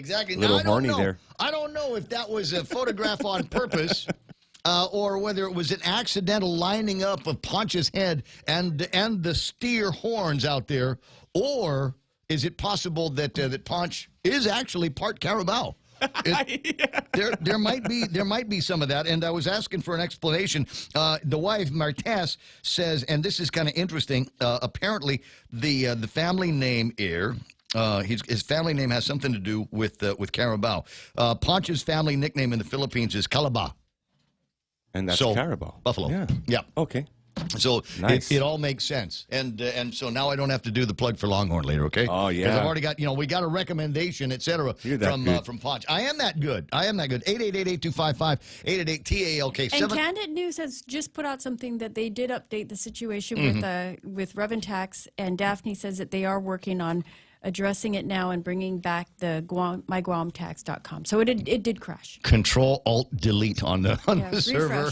F1. Yeah. F5. New folder. Everybody's doing exactly the same thing. And just a note here, and another reminder from people that when you fill out your form here, when you finally get to the part where you fill in the form, just a note here and a reminder that this is in there. There's a thing that you've got to check off. It says, I elect to receive payments under this program in lieu of any payments that may be available under the RISE Act. These are all RISE application, and it is possible that the legislature might find a way to power through their RISE Act, and this is the governor saying you can only have one of these things. You can have it from me or you can have it from them, but you can't have it from both. 7:19 in the morning, 888-8255-888-TALK. Jerry Robertson, the Extra Point, on the way here, but I did want to spend a couple of minutes with Dr. Howard Ewan here this morning on recent developments and things that I'm hearing about individuals in the clinics now that are testing positive. Good morning, Dr. Nguyen. Yeah, good morning, Ray. Yeah, this is a bad timing for anyone to be out there in the crowds, especially when the surges are going up. So I feel for the people standing in line there. Just hopefully that they keep their social distance and wear their masks. Well, fortunately, this is a drive-up kind of drop-off deal, so I don't know that anybody is getting out of their car, so it doesn't feel like there's a potential there for a super spreader event. But obviously, there are thousands of people that are interested in getting this all rise money that is out there these days. Yes. But now I'm told that there might be 1 or 2 or 3 clinics that we've got here on Guam where some of the personnel and providers are actually coming down with COVID-19. Yeah, I mean, it's something we try to prevent our best, but again, when you are exposed to so much of the patient that walk in, and you really does not know who not have, the front line, the healthcare provider, the nursing staff, the doctor, everyone get affected. So, this is the first time that we have multiple clinics to get involved. So I'm going to ask really everybody, we need to be vaxxed or unvaxxed to be united, and we need to play our own role and wear your mask, social distance. And if you have to go to any gathering, please stop going to gathering, because this is where the crowd's coming from. And, people talk, I read a lot about Facebook or immunization. I really recommend people to go out and get immunized. It's not too late. Even if we do the best we can right now to curb this surge, it's going to take at least 2 to 4 weeks before we see any improvement. So you got to get yourself at least up to 80% protected somehow. The immunization, again, doesn't tell you that you won't get the virus, but it's really trying its best to keep you away from the hospital. That's your last line of defense. And you don't want to be there. I know that the people that have the immunization in December, January, yes, a possibility that the antibody are coming down, but you still are protected. So we just need to really go back to the basic that we have in the past, and go out there and get yourself immunized so that way at least you can protect yourself and the people around you. Okay, so we need to help everything, and also need the policymaker to change direction like today. I mean, we have to change a lot. We have to change from the testing strategy. We have to change from the gathering. We need to change from curtail some business that have high risk for transmission of these virus. So we have to change a whole lot. And I tell you, and we need to get input from the physician, because remember, this is a healthcare emergency. And the best people that can make those policy is the physician to help guide you through this. So, but my understanding is the people that are making these decisions at public health are not physicians. Yes, they are not physicians. I tell you, I'm sorry, but they are very good policy maker, and it's not like we have to be in the same team. The physician and public health and everyone are in the same team. We work together. Every one of us have our specialty, but this is where the admin personnel cannot overrule the physician. This is what we are, trying our best, and I think the best people that to help guide this thing as the physician that are working in the community. Right? Just like anything else, boots on the ground, listen to people that work on the ground, and that's because the people that work know the best. If you sit on the desk, you cannot make policy that are effective control this pandemic. It's clear that they're not physicians, nor are they businessmen, because some of the decisions that are being made these days, I think, are going to be very unstabilizing for folks in the business community that are still trying to get by and recover from the first couple of surges that we had. You'd mentioned that you're not thrilled about their testing strategies that are ongoing these days. We're seeing, in the hundreds and thousands of people that are getting tested on a daily basis here. Should we be testing that higher? Should we only be testing people with symptoms? What are your thoughts? What is it that the physicians want public health to do? How do you want them to conduct their testing? Ray, you can test thousands of people, but you don't test correctly.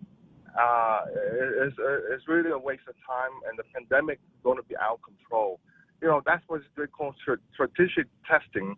Basically, this is where when the community out there, the virus are everywhere, right?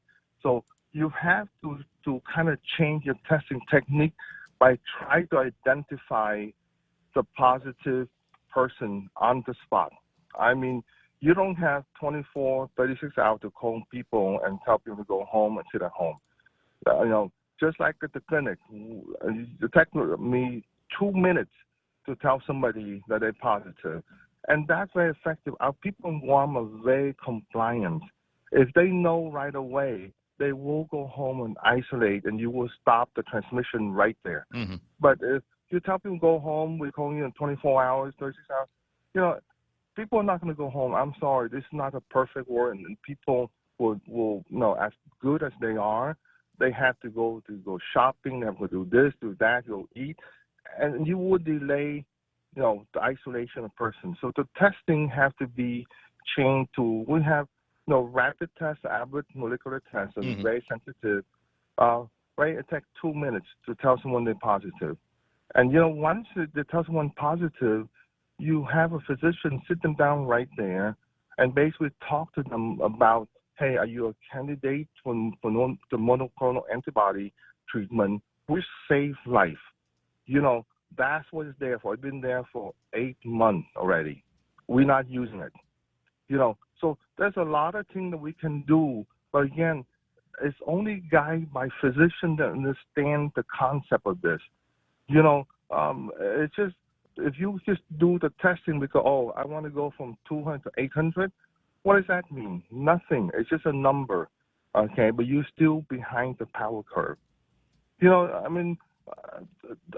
you're going to go to Ray, if you're going to go see me to treat your high blood pressure, I'm going to order the test for you and treat you, or are you going to ask someone behind the desk and order a test for you. That's I think the answer to that's pretty easy to conclude. As much as I don't spend a lot of time with doctors and needles and tests and that kind of thing. So that's generally where we like to start off is give me a test and see what the numbers can tell me and that they can tell my doctor so that it can inform my treatment. And it looks like in this case we're not listening to the doctors over at the Department of Public Health and Social Services. We are not academic. This is a real life pandemic.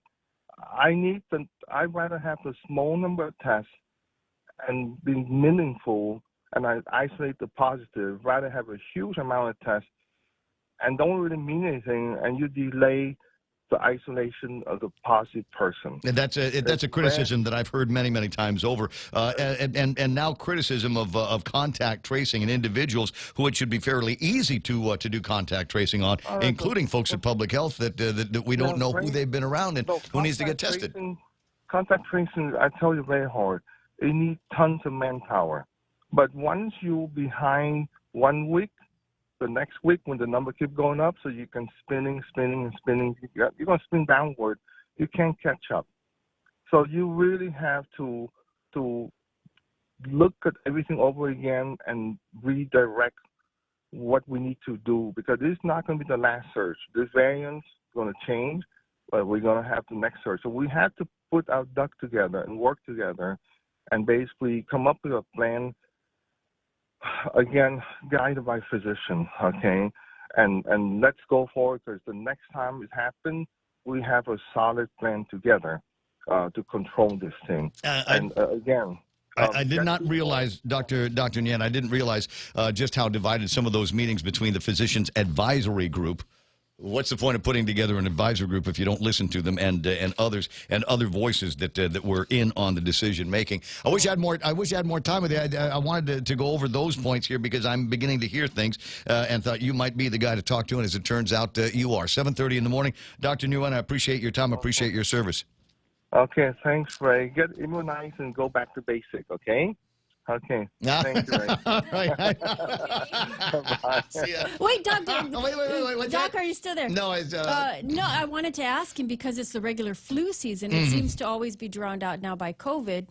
But it's we're also getting vaccinations for the regular flu. Yes. And so I was wondering if you could have, I should have chimed in earlier, but I was wondering if you could have both vaccines at the same time. Didn't you have? Well, we got the flu. Not at the same time. Oh, okay. So, while you're vaccinating for one flu, can you also get simultaneously vaccinated for COVID? Call the lady over at IHP. Okay. Send a note to her. And then, the lady. And ask the pretty curly-haired doctor to come back in. And if we're doing that again, then let's do that again. 7:30 in the morning. Jerry Roberts is in the studio. Well, obviously, we've got the extra point coming up, but that's going to have to wait until after Mana's done with news and headlines. This case is 7:30, being brought to you by the team over at Burger King. What's the new one? I told you it's garlic and bacon and a Whopper. And it's Wednesday, so and Wednesday in September, I love the Whopper thing is going to be happening today. So swing by a drive-through now. Lily Campbell, Remax Diamond Realty brings you the 7:30 news. Buzz her at 688-6743. And if there's an annoying buzz in the room and you can't figure out what it is, maybe it's some kind of, I don't know, bug or varmint. Top End Pest Control can take care of those for you as well. They will reach out to your place when you call them at 487-5657. So dial that number today. Havamana, what happened? Well, Guam has now seen 149 COVID-related fatalities, 2 people passing away this week with COVID-related complications and 2 other deaths that were reclassified. Both of those died last year. And while that's happening, there were 206 people who have tested positive for COVID-19. This is out of 1,700 people who turned out to get tested on Monday. The hospitals, their numbers are up to 45 with 8 people in intensive care, 2 on ventilators. And Guam's CAR score up to 43.8. This while the CDC has downgraded our travel risk rating to 4, which means we have a very high risk of COVID-19. It's the worst rating that we could possibly get. Travelers told not to come here. And if they do, get vaccinated. Those are your headlines right here on The Point. Stay away. It's Iggy, but it's not us that's saying it. No, you come here. GVB says, come on over. Come on over. We'll vaccinate you. Absolutely. And I know some people that have come out now for the entire 3 weeks, or what is it, the 3-week period? Yeah, there's some extremely rich people from Taiwan that came out, got their initial shots, and then just kind of hung out. for a why while and enjoying the island. Going to be going back soon and have met with a number of people that might convince them to do Invest in something while you're here. significant My gosh. investing. It's 7:32 in the morning. Jerry Roberts is in the studio with today's Extra Point. Yes. What? What? Did you see that grin? Did you see the grin on his face? You know why? Because what am I doing here today? I got the stick and pushing it in the cage here. Poke. That's right. You got Dr. Hao Nguyen. And if you missed it this morning, then find it on the replay a little bit later on. This is the guy that is saying that decisions are being made by bureaucrats. They're being made by administrative personnel as opposed to physicians. It's what we thought the whole time, but there we are. Ladies and gentlemen, we've got 80% plus of the adult population here on Guam that has been vaccinated, among the highest vaccination numbers anywhere else. We'd put those numbers. Remember the victory lap that they had? You got Dr. Cruz over here and Josh at the field house, and they're doing the victory lap. We did it, Joe. We did it. What is it, 45% today vaccinated that are in the hospital? That what the number comes out? I come up with 42%. 42. 42%. I just took a glance at when I saw the graphic this morning. And you did the math in your head just from a glance? God, you're good. You know, what the... This doesn't give me any satisfaction to say that, we were right and that we were saying we were providing different information even a month ago. Mm-hmm. And it gives you no satisfaction to say that we had it, we were pegging it, because, we didn't invent the data. We were just looking for things, and we were finding it on page 11 and page 13 in Google rather than the first page. And which is what I do when I go looking for stuff. I go deeply into it, and up it comes if you look hard enough. And the point is that now that it's here, and now that we're finding that the vaccinated seem to be as in the crosshairs of this thing as much as the unvaccinated, it's no longer the pandemic of the unvaccinated. I mean, I think that's clear at this point. It's still the pandemic of everybody, and, it's pandemic of good everybody. For you if you're a little bit stronger and not going to the hospital. But what we were sold on doesn't seem to be taking place. Well, hopefully, I mean, So what do you do? What do we do? At this point, what I would say is what the good doctor said: avoid crowds. I think you have to be, regardless of where you line up politically, regardless of where you line up in terms of the vaccine. I think at some point you need to be prudent.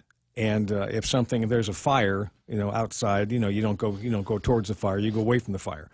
So I think at this point, I think I would do that. I would stay away from crowds as much as possible. But the testing regime that he referred to, and we'd heard that months ago. We talked guys, about in the hospitality industry saying, all right, we're going to bring everybody to work, and we're going to give you the quick little saliva Binex test, and in 15 minutes we'll know whether you need to stay at work or whether you need to go home. Yeah. And that way we can stay in front of it so that you're not actually spreading while you're out here. You took a test today. Did you stay home? Did you stay home? I know a lot of people that took tests just to find out what was going on. Would go out and have dinner over and at the top floor of whatever place, wherever you want to go. And they weren't necessarily. And I'd ask the question. I said, "Were you told anything after you got your test?" And they said, "What are you told? Like what? I mean, like did they tell you to stay home until you know what the results are going to be?" And they said, "Nope, never heard that. Here's your test. Somebody will be in touch with you either in the next 12, 24, 36 hours. And some people that were diagnosed with COVID were just told to go home, not given any other information specifically on alternative treatments or alternatives to what to do. Therefore, nor anybody else has really. I mean, it's only been vaccine or nothing. So I think at this point, I mean, the plea I would make. I mean, I don't want to get critical about the governor or Adelup at this point. All I want to say is when we have the medical community divided, and we have, at least from her advisors to the good doctor here and others in the community who have been vocal, what I would just hope that the administration does at this point is stop trying to force a narrative that's not accurate anymore, or that it is clearly, publicly not accurate now. And I would say at this point, maybe it's time for them just to say, look, okay, well, we're going to invite some other opinion in here, and let's get some more doctors in here, and if we have to seek outside opinion, let's do that. But let's develop a different strategy for how we do things. Because even though the Delta variant is bad and the numbers are rising, there could be other variants on the way that could be worse. Who knows? So at this point, I just think it's time to retrench and sit down and develop a different strategy, find out what is working elsewhere, where it's working, why it's working, what the alternatives would be, what potential treatments are. Never mind this business about Pfizer being FDA approved and all the other silliness that's going on. Get the best minds you can all together and try to hash out a different strategy from the point of how we publicly present the information, how we test people. Let's make sure the tests are effective. And just from A to Z, let's start over. Because at this point, what is there is not working. Exactly. Same thing again. The definition of insanity phrase pops into my head. It's 7:38 in the morning. Jerry Roberts has got today's Extra Point brought to you by Guahan Insurance Services and the team over at First Hawaiian Bank, where it all starts with yes. If you're both a manager and a parent, perhaps you've given some thought that there are connections between the two. We'll explore that idea next on the Extra Point. When's the last time you looked at your homeowner's insurance? We buy a homeowner's policy and never give it another thought until something happens. Life brings changes, and our coverage needs can change. The smart thing to do is get the answers and level up our insurance to make sure we're totally protected. That's the Insurance Extra Point. Get out there and make something good happen today by calling Guahan Insurance Services at 475-1162 or visit us at the Camacho Landmark Center in Tamuning. Technology is the great connector. It puts songs in your pocket, connects long-lost friends, and has made the world easier, faster, and smarter. And now, First Hawaiian Bank's new mobile app can help you do the same with your money. Whether you want real-time financial tracking with MoneyMap, or tailored advice on your personal finances with daily insights, we're giving you the power to connect to your finances from anywhere, like never before. First Hawaiian Bank, it all starts with yes. Equal housing lender, member FDIC. Trying to manage a team and parenting a child or children are difficult and challenging tasks. I don't think anyone will dispute that statement. Today's question is, are there similarities between working with both groups? Second, what about the skill sets that you need to be successful? I read an account in CEO World about a young business leader's experience in leading a team of 25 people through the early stages of the pandemic, all online workers, while attending to the needs of his 9-year-old daughter. It was during the initial lockdown when everyone was staying at home, and he said he got through the tough period with patience, positivity, resiliency, consistency, flexibility, and adaptability. Someone once described supervising workers as adult daycare. And I think many managers will agree. Sometimes the kids, quote unquote, play nice together. Sometimes you have to pull them apart because they can't get along. And sometimes everybody needs a nap. As hard as it can be to effectively manage a team in the workplace, taking care of kids can wear you out, both physically and mentally. You wear many hats, including cook, playmate, teacher, nurse, chauffeur for kids with activities to be shuttled to. And I'm sure there's a few more hats I haven't mentioned.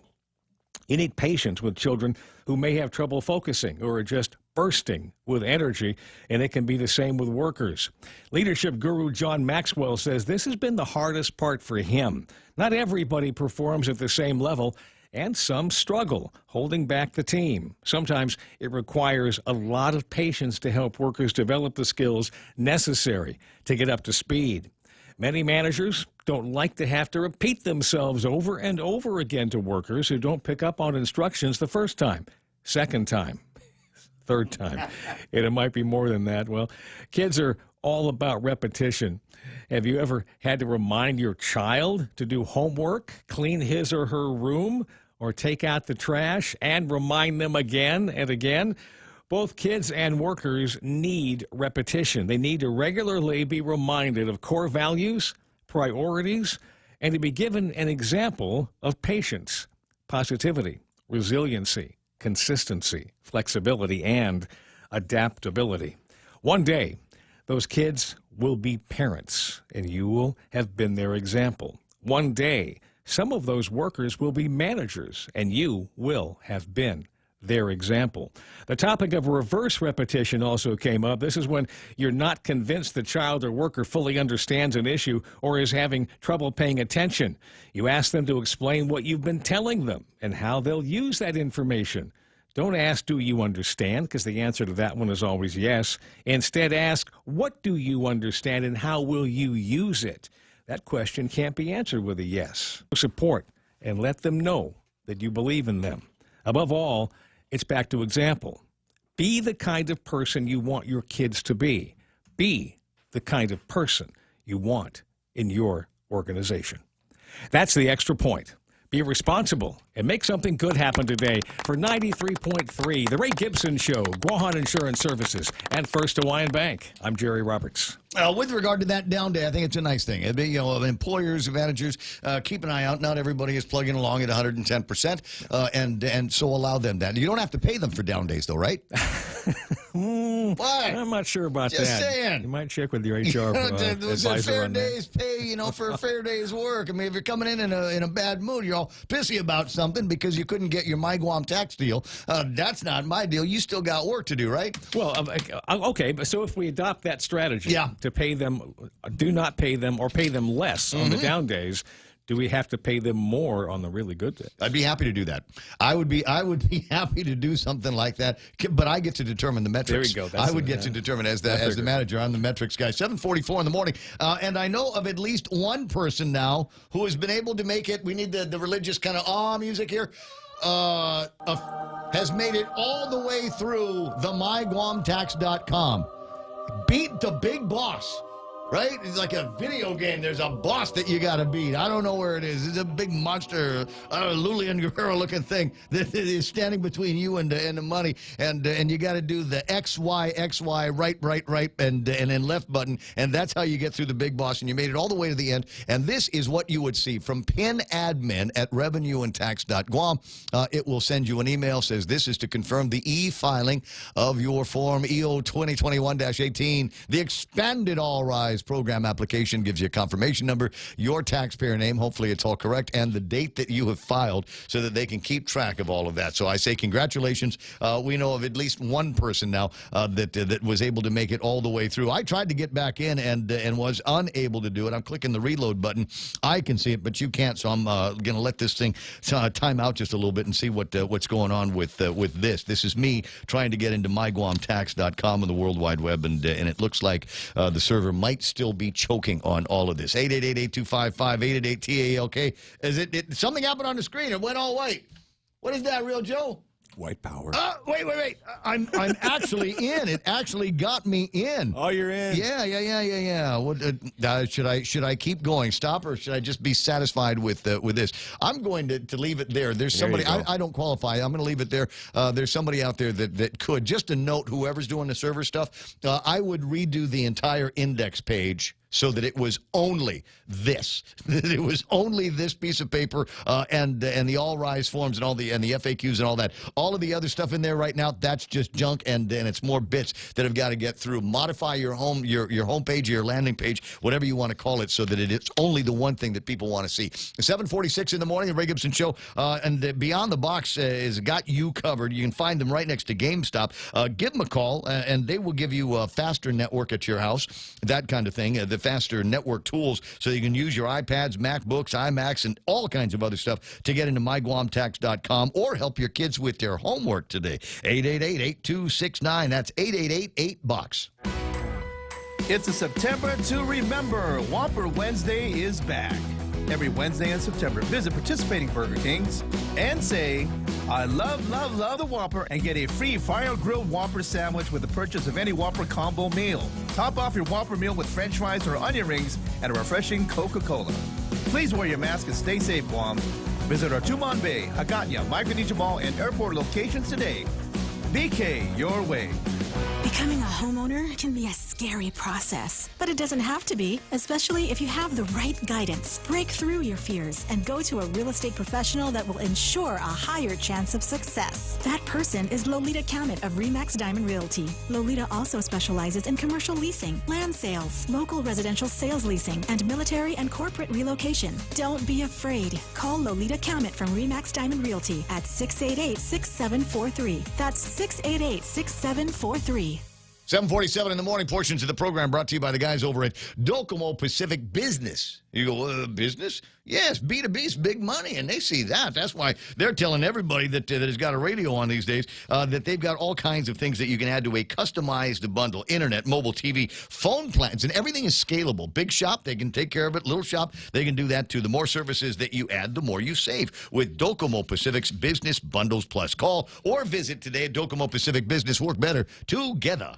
Top End Pest Control is who you call for all your pest control needs. Got a problem with roaches, ants, spiders, rodents, fleas, ticks, termites? No problem. They do it all. Top End Pest Control is a service-disabled, veteran-owned small business and HubZone certified. Serving Guam since 2012. Call them today for a quote, 487-5657, or email topendpest@gmail.com. Check them out on Facebook at Top End Pest Control and give them a like. Top End Pest Control for all your pest control needs. There it is, the noise that gets me thinking about traffic here this morning. Not a whole lot by way of traffic around the schools. Where do we see the majority of traffic? There's this big red spot about dead center of the island, in the Tian, if you will, that will show you right about where, let me see, is that Commercial Tire? No, it's not. In between the post office now and Commercial Tire, that's where the back of the All Rise Act line is. And it will snake through there. Ken said there might be a little bit of a spur on North Savannah before you get finally to the Department of Revenue and Taxation. Have not got a sit rep on what it's like there right now, but as you can see, it's got traffic from Vinny's all the way up to the Department of Revenue and Taxation, and it's also slowing down southbound traffic. Now, if you're southbound thinking, oh, I'll just make that turn at the light, no, you cannot do that unless you are going to Rev and Tax for other than All Rise business. So you're going, well, I'll make that turn in front of the Our Lady of Peace Memorial. No, they're going to scoot you along from there as well. You're not going to be able to get in that way. If you are there for All Rise Act, get to the back of the line, now over by the United States Post Office, and that's where it's going to be happening. A little bit of intersection traffic that we can talk about here this morning, but for the most part, it should be smooth sailing everywhere except Route 16. Circle K brings you the G-Dog. Get ready for a succulent and flavorful street hot dogs made famous in New York City. These dogs are made with 100% all beef and cooked in a delicious blend of spices for a plump, juicy hot dog experience that's bursting with flavor. Visit your nearest participating Circle K and dig in on the best hot dog experience on island. The G-Dog, served from 9 a.m. to 7 p.m. Available at Anigua, Dededo, and Ocean Vista Circle K locations only. Circle K. Hey, take it easy. Hey, take it easy, G-Dog, 7:50 in the morning. Portion to the program being brought to you by the guys over at Olive Garden. Real Joe. Yes, sir. You remember yesterday I was talking about focaccia and thought it was go, cheese? Man. Yes. You just didn't stop me, I did agreed you? with you. Apparently focaccia is bread. It's bread, man. I learned something new. Line up.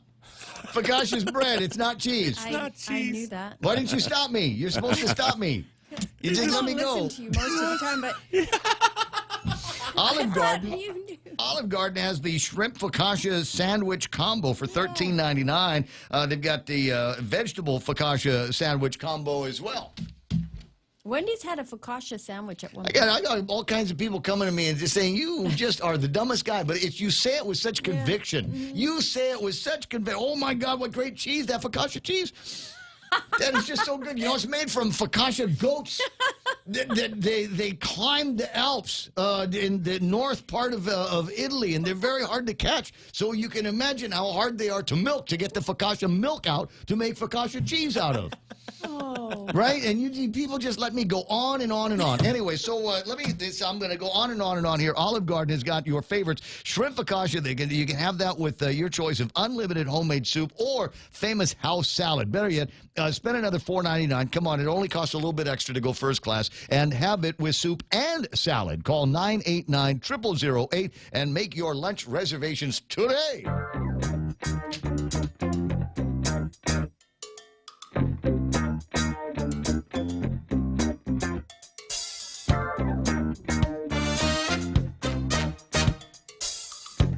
Okay, I get it. 752-888-8255-888-TALK is the telephone number. Let me get the screen calibrated into Ray Gibson mode. As I said, we've got at least one person now that has made it all the way through the All Rise Act and has now got he's got a note here, an email that says, congratulations.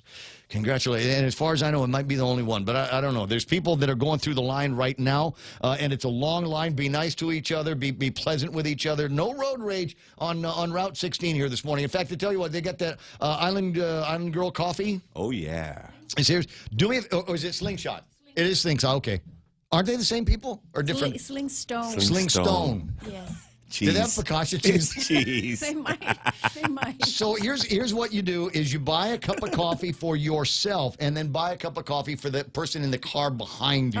Pay it back. Nice. Pay it backwards. Just just be the best version of a Guamanian that you can possibly be. All right, 7:53 in the morning, and I, you know what? There's few things that make me anxious, right? One of them is when the legislature is working after about 6 o'clock at night. And the legislature was working after about 6 o'clock last night because they had to get a budget to the governor's desk today. Chris Duenas from the 36th Guam legislature is on the line. Good morning, Chris. How was it? I want to address this other issue real quickly here. I guess the message is let them eat focaccia bread. Yes. With focaccia cheese. We'll just slather it with focaccia cheese. Senator Bonner and Real Joe, you know, first of all, Ray, I think the governor has an absolute responsibility right now to jump in her SUV, drive down to Rev and Tax, and tell everyone in that line, I have raised the cap. There is no cap. Please go home to your families. Take your time on your application. There's plenty of time to get this in. And we won't be like Joe Biden in Afghanistan. Nobody who's eligible will be left behind. Oh my God! Did you catch that? Did you catch that speech? Did you hear Biden's make that statement? Everything today is outrageous as far as I'm concerned. Unbelievable! And, that's like blaming. That's like blaming the rape victim because she dressed too sexy. It really is. We cannot even believe, I think, at this point that we live in the world we live in with people who are just absolutely callous. I have no heart as far as I'm concerned, no empathy and no compassion. But this is all preventable right now. We did override Bill 75 last night. So as far as the law of the land is concerned, there is no cap. I hope maybe the people can take a little bit of comfort in that. But wait.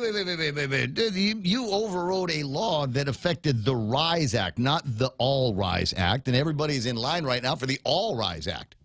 No, it is the all rise rate because any way you look at it, it gave additional resources, 200 per person, 400 per family, but it made sure that there is absolutely no cap on the program. So once there's no cap on the program, everybody who qualifies should be able to get it. And we extended the time frame as well by 6 months. So there's absolutely no need for this right now, Ray. And that is, I'm telling you, this is an absolute failure in leadership to make disabled people, our Manumku, others, anybody who needs to get to their job, as Ken was saying, and everything else. The governor has a responsibility to put out a message right now. I've amended my executive order. There is no cap. Go home, attend to your families. We will take your application, and you will not be left behind. But did she amend her executive order? No, I'm saying she should. I'm calling on the governor to do that right now so we can calm the public down. We can stop crashing websites. Ray, I'm getting messages that people are getting in and filing out or trying to file their application, and it's bouncing back to them that they've already applied. That's how corrupt the system is. Oh, no. Craziness. And you know what? It's really, at this point, I mean, it really is to that level, Ray, where if the governor is true, is going to demonstrate any type of leadership right now, seeing what's going on out there, especially, Ray, at every turn, it seems like every decision is just causing chaos. And now you're talking about, ever since the decision was made over a week ago to segregate our population and everything else, we've seen nothing but a spike. Ever since the situation now, we've got 200 positives last night or 200 plus positives last night. And what are we doing? We're congregating people in line, and even though they're in cars, we're making people do this. I mean, it just doesn't make any sense. No, the things don't make sense. Get vaccinated. You don't have to go to the hospital. And we look at the numbers of the hospital, 40-some-odd people, 30% of the people that are in the hospital right now, based on the mathematics and the numbers provided by the JIC last night, 42 or so % of them are vaccinated people. Make it make sense. Where is the adult supervision around here? Had Dr. Hao Nguyen on the line, and he was very critical of the management of this being done by managers. They're not being done. The decisions are apparently being made by administrators and bureaucrats, and they seem to be ignoring the advice that they're getting from the physicians. That's not me saying it. That was Dr. Hal Nguyen, who used to be the chairman of the Physicians Advisory Group. And I bet right now, if he's driving by Reverend Tax, he's just shaking his head saying that's the wrong idea right there. And so, I mean, you know, sometimes, Ray, it really is important, and you know this. It really is important when you see that something that you've done is such a critical mistake. Just be a leader and go out there and fix it, and stop, you know, digging in and saying, no, it's $30 million. I'm not raising that cap. I'm not doing it. And basically forcing people into desperation. That's just wrong. That is not leadership. And I have to call it for what it is. A couple of other things, and going back into the discussion real quick on what's happening with the budget. The legislature was able to pass a budget. What time that vote take place? That vote took place a little bit after 10 o'clock. And, you know, we did pass the budget. Like I said yesterday, we actually opened little scary moment there. We actually opened up again for a few amendments to go in. Fortunately, none of them were to raise the revenues. But in the end, I voted for it because this is $50 million less in DPT than what the administration called for.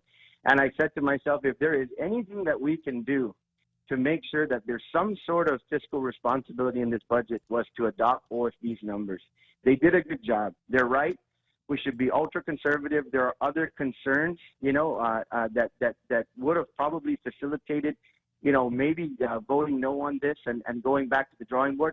I just couldn't take the chance that it seems like the appetite was really there to start raising revenues. And I voted yes because, as far as I'm concerned, that $50 million difference in DPT is what's going to control this government in fiscal year 2022. We'll watch and see how it plays out and what the attitude of the ADLOOP is going to be in the next couple of hours. As you're right, now there is an opportunity and apparently a vehicle to remove the cap and increase the amounts of money that are going to be going out. I don't know that that's going to be possible given at least one section of the application that says anything that goes out in the RISE Act money they'd have to turn down. But we'll chew through that depending on whether there's going to be changes in executive orders. Just after 8 o'clock in the morning, Chris, I'll talk to you soon. Thank you, Ray. Stroke of a pen can stop this madness. Thank you. I hear it. It's 8 o'clock in the morning. Fox News Live on a point.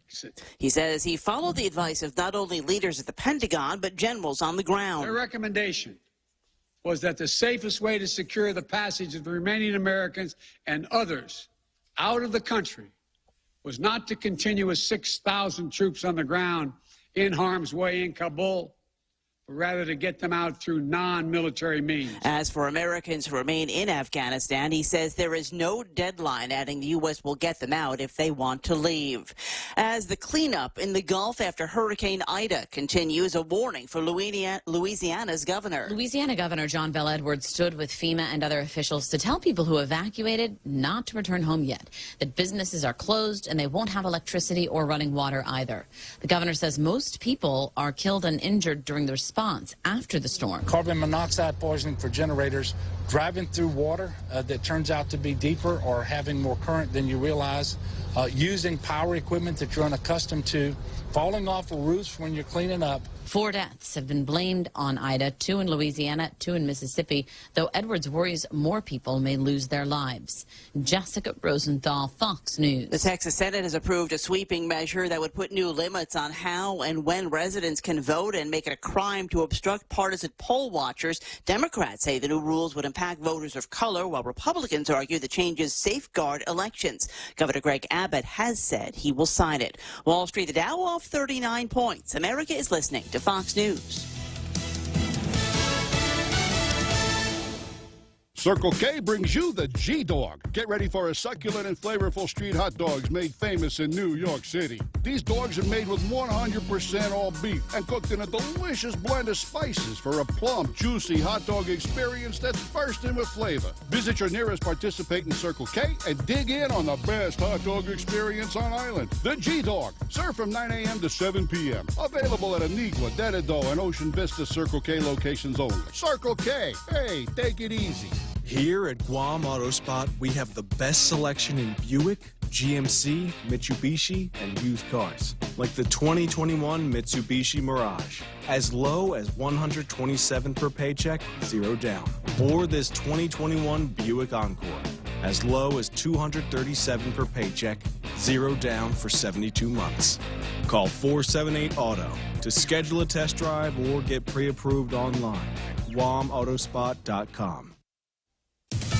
More National Guard members are headed to Georgia to help in the fight against COVID-19. Georgia Governor Republican Brian Kemp calling up additional National Guard troops, some medically trained, to help in the state's COVID fight. Activation of up to 2,500 Georgia National Guard troops to be deployed at the discretion of General Cardin in coordination with the Department of Community Health based on need. Governor Kemp's order also continues the suspension of federal rules and regulations for operators of commercial trucks to ensure no interruptions in the delivery of health care supplies. The Georgia Department of Health also encouraging people to get the virus vaccine as the state approaches hospitalization numbers not seen since January. Jeff Manasso, Fox News. Americans are feeling less optimistic about the economic recovery. Confidence in the U.S. economy slumped to a 6-month low this month. The Conference Board is blaming the Delta variant of COVID.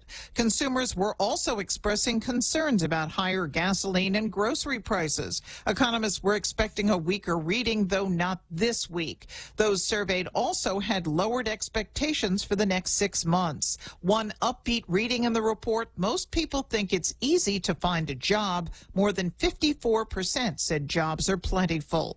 Ginny Cosola, Fox News. The quality of automobiles rose last year, but a new survey from J.D. Power finds glitches in pairing smartphones with systems in the cars frustrated owners. J.D. Power's vice president of automotive quality says automakers have been trying to link phones to cars for years, but problems persist. Adding tech companies are part of the problem and should share some of the burden in solving it. For the first time, Ram trucks, a brand from Fiat Chrysler now called Stellantis, ranked #1, with Dodge, another Stellantis brand, ranking #2. I'm Lisa Lacera. This is Fox News.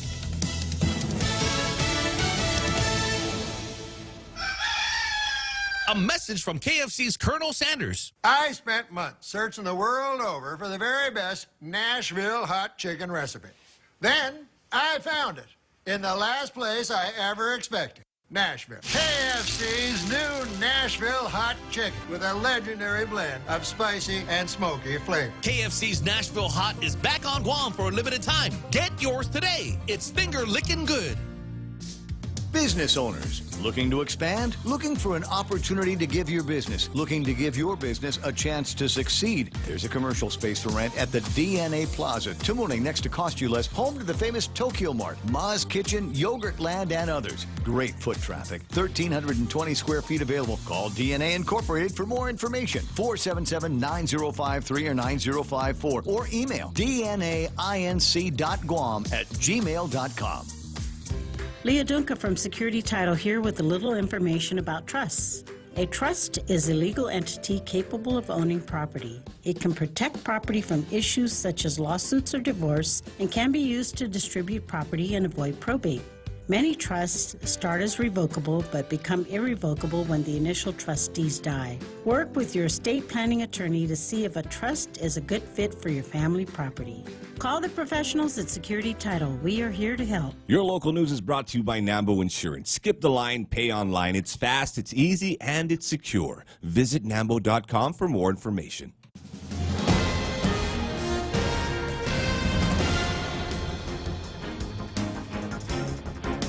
Off a day, it's 8:06. I'm Ana Silva Tyron with a look at your local news on the point.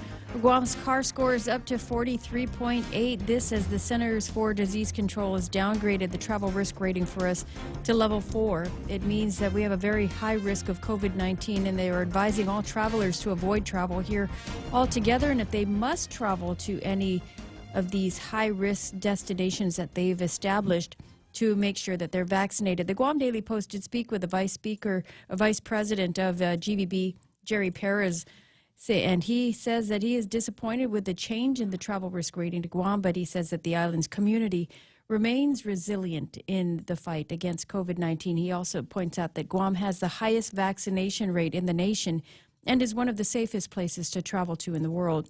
Meanwhile, Guam has now seen 149 COVID-related fatalities.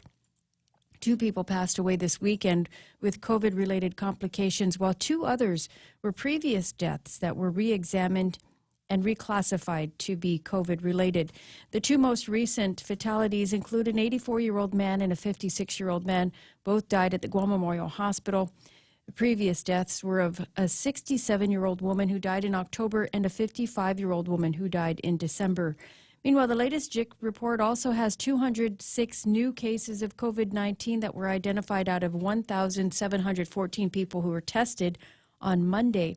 The number of hospitalizations also up to 45, with 8 people in intensive care, with 2 now on ventilators.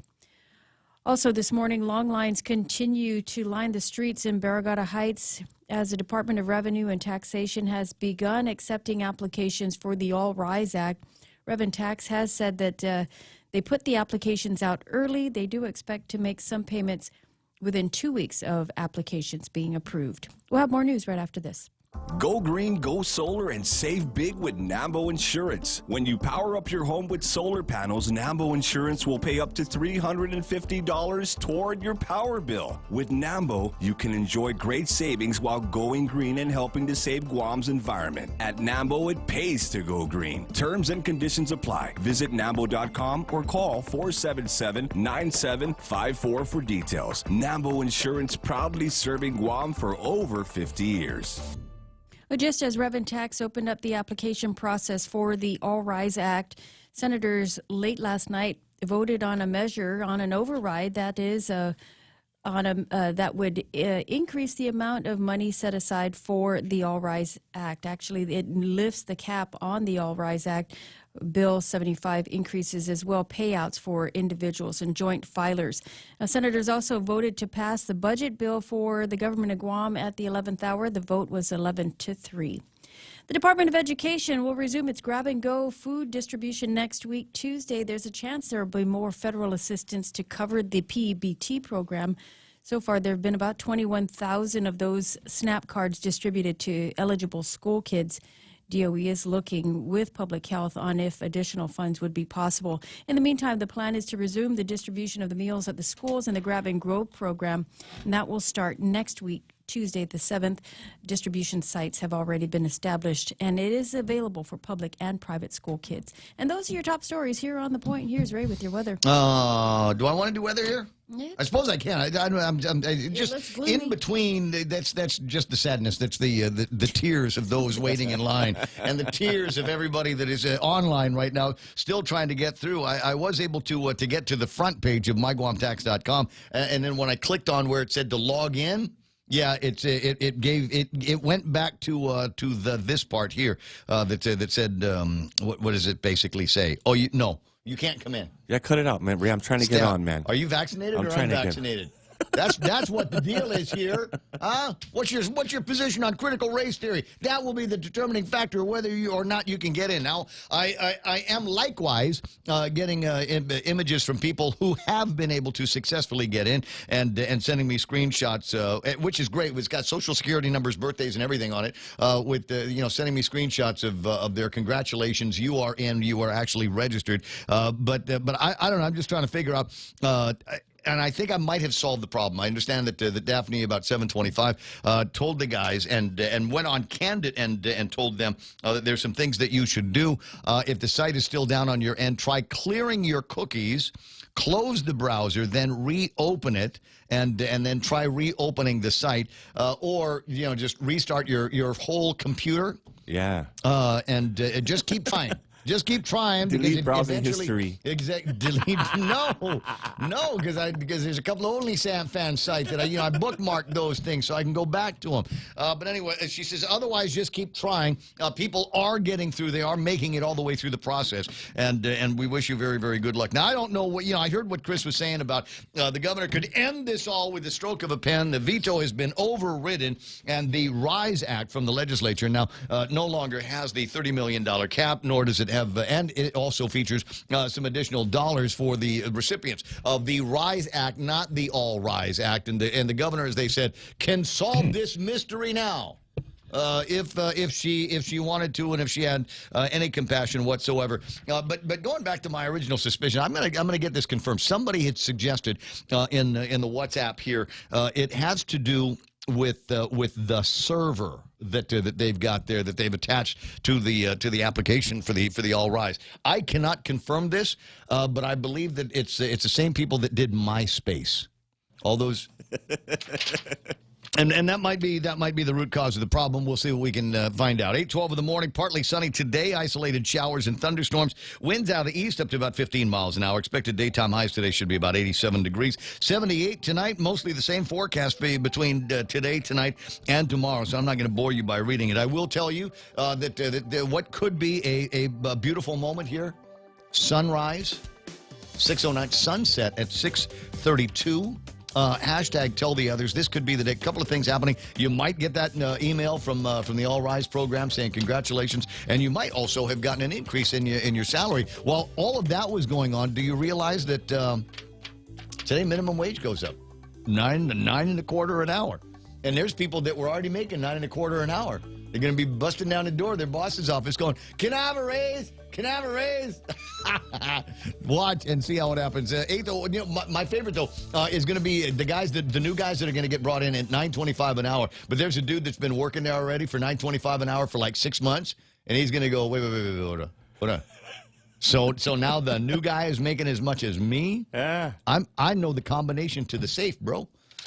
I know what to tell your wife when she calls looking for you at 4 o'clock in the afternoon. Are you sure I'm not getting a raise? At any rate, it's 8:14 in the morning. That's news and weather together on The Point. Looking for a seamless medical trip to Manila? St. Luke's Medical Center's Pacific Islands Medical Referral Package offers a convenient end-to-end medical travel service to St. Luke's Global City. With the package, they also provide assistance in the processing of your air travel requirements, airport to hospital transportation, and hospital room upgrades, all for free. To learn more, call Phil MD at 671-637-5433 or visit their office in Tamuning across the Baltej at St. Luke's. We love life. The more you buy, the more you save for the whole month of August at Furniture Cafe Style. We just received a huge shipment of Area rugs, all 30% off from now until the end of the month. Furnish your home at great discount and take advantage of our amazing deals for this month. If you're not buying furniture from us, you're paying too much. Stop by our showroom or visit our website at FurnitureCafeStyle.com. To shop with us today, contact us at 671-300-9590 or on social media for more information. Oh, here's a piece of happy news from the guy. I was able to complete the online application, the process, but it said I can't file online because I don't have an income tax return filed and processed. Oh, it's got to be both?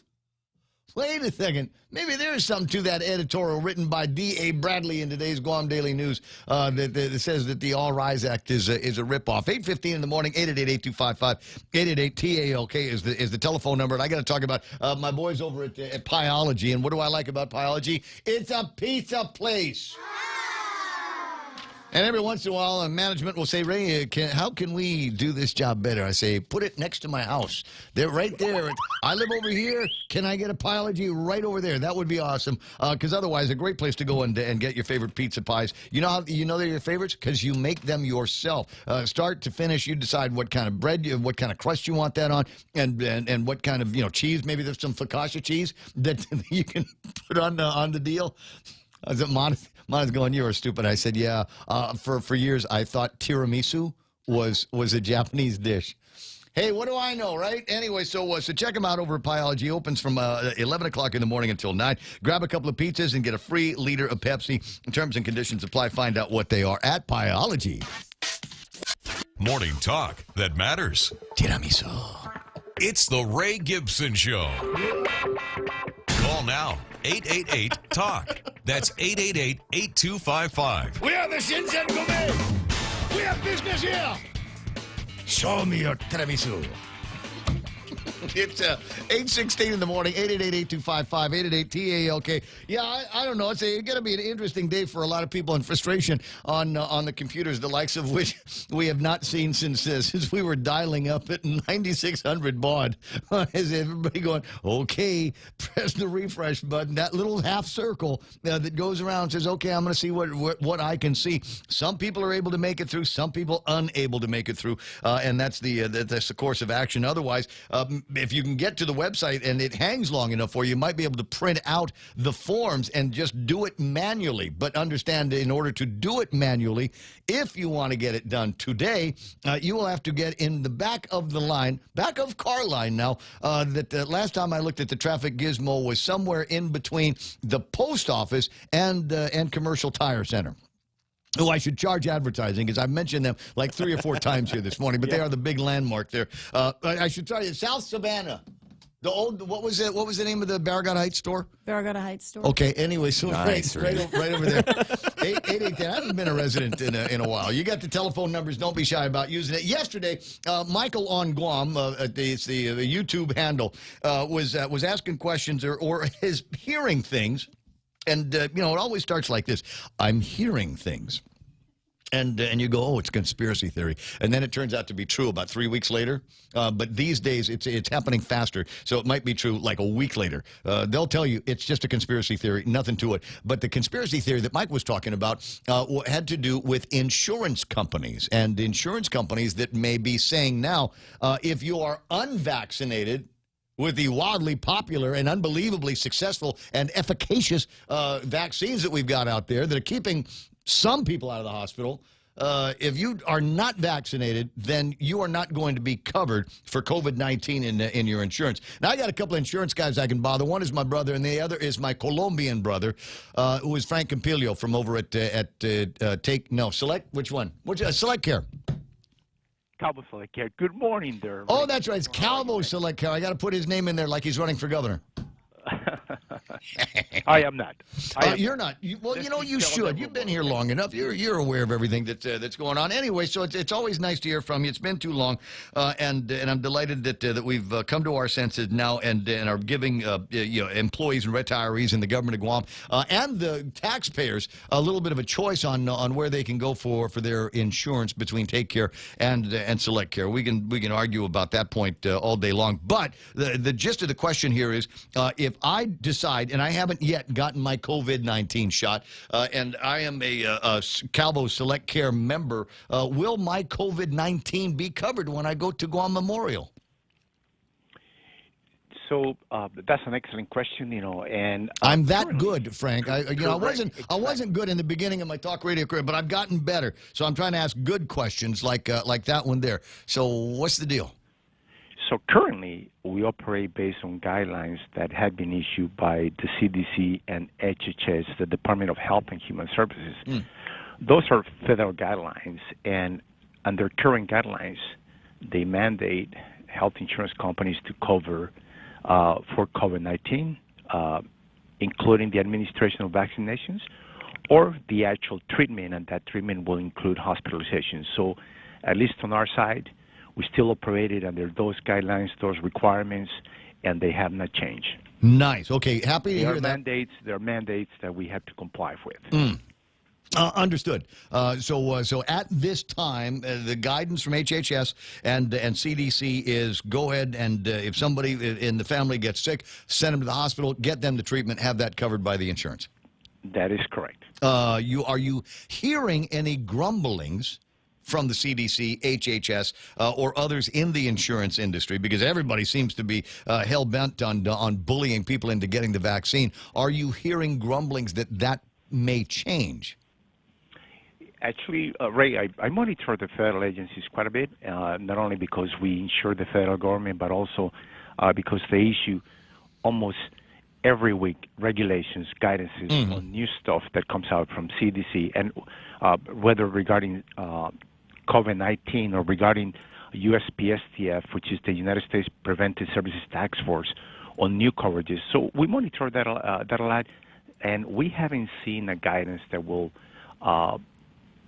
take back covering for COVID-19 treatment. In fact, for instance, if anything where it would start, if changes would be made like that, would be at federal programs like the Medicare program and the Medicaid program. But we haven't heard anything. Changes have not occurred. I will seriously doubt that will change anytime soon. Okay. All right, good news. I got a friend writing in on the WhatsApp deal this morning. Says, according to federal regulations, COVID-related costs are subsidized by the HR and I'd love to be able to have a coherent conversation about that, but I don't know what the hell he's talking about. What's HRSA? I can tell you real quickly what that program is. That program actually is a separate program that was created during one of these several subsidies that were issued by the federal government, and that includes basically coverage for the uninsured. It's not for the full insured. The uninsured will be able to have access to that program, and that covers for vaccines, administration, if you are uninsured, going to the clinic and or going to the hospital, but that only applies to the uninsured. The fully insured population, we were mandated, we were told by the federal government, you got to cover this, you got to cover that to include hospitalizations. Now, maybe I'm an uninsured individual here, and if I get COVID-19, I go to the hospital. So the HRSA, there's money available from them to cover my hospital bills? Correct. You're able to apply, but again, as with everything else, they have income thresholds. So it's not only for the uninsured, but also the financially challenged individuals. Yes, okay. Correct. All right. Well, I think that's a good thing for folks that might be upside down in terms of their health coverage. And sorry for the interruption. Many of the local clinics actually participate in that program and bill that program through. Actually, it so happens that the company that processes those payments is through Optum, which happens to be our PBM, Optum, United Healthcare. So they are the ones that process the payments for the HRSA system. Or I wonder how much has been paid on Guam. I wonder how many bills have been covered. What the number is. That would be an interesting question and something that I don't have right in front of me, but something that we can possibly find out what the payments have been about for the HRSA. No, I think that's important stuff. It's nice for people to know that there's some kind of a safety net if they need it and if they qualify for it. With regard to the HRSA and with regard to coverage that would be provided for or paid for under my relationship with Calvo's Select Care, do you determine, is there a hospitalist or somebody that would determine the nature of the treatment that I'm getting? Or is it, does it depend on, whatever my doctor says, okay, that's what we're going to pay for. If he says ivermectin, if he says, hydrochloroquine or whatever, I mean, are all of those going to be covered or would they be questioned by the insurance companies? Excellent question as well. Wow, you're getting really good now. Thank you, buddy. Gibson. Thank you. So, we'll get together. We'll have focaccia cheese sandwiches. Exactly. So treatments that have been approved by CDC and the Department of Health and Human Services, they got to be covered for COVID-19. Treatments that are considered experimental then are not covered because they are still considered experimental. So we follow, again, the guidelines that have been given by CDC and HHS on this. Gotcha. All right. Now, is there anything in these variety of programs that are out there? This might not be the third most brilliant question that I ask, but what's out there that would floor me? Is there anything in there in terms of coverage for children, pregnant women, et cetera, that is got your guys in the actuarials scratching their heads? Well, so I guess you're asking about the new offerings that we have for the government of Guam. Yeah, you want to do a commercial? Go ahead. Well, thank you. Again, our concern is the future trend of cost, and that includes clearly the COVID cost and the complications, the fact that individuals have held back a little bit on getting care, and of course, the backside of that coin will be that when people ultimately get the care, that care could be at a more critical or level because more chronic, more costly because if you're able to detect cancer at an earlier stage, for instance, it is easier to treat and possibly less costly than at a stage 3, stage 4. So those are concerns that we have. The fact that care to our Asian destinations like the Philippines and Taiwan, which were very popular with our local population, and provided a more reasonable cost for treatments, that those at the moment are basically shut down, and I foresee those being shut down for at least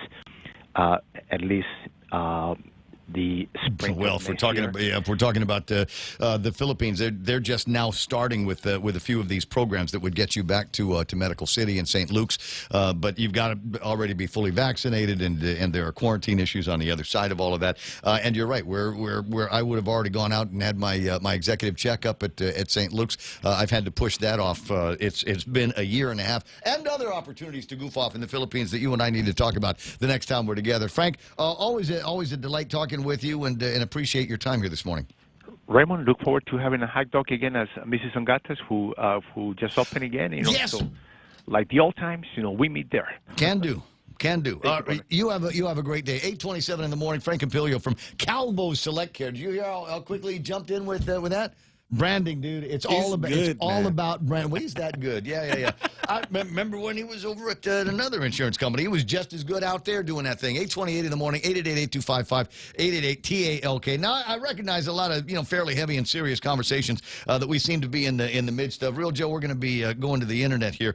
There's a piece. Now there is some colorful, interesting Beavis and Butthead kind of Bart Simpson kind of stuff going on in the piece of audio and video that I'm going to play for you.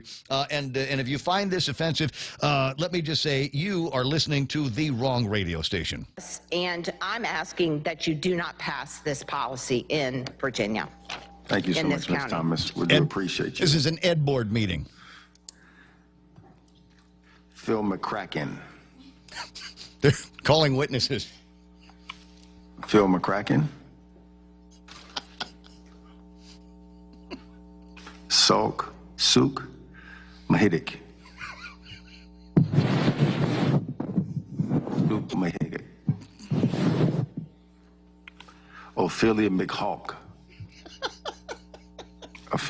McHawk. Eileen Dover.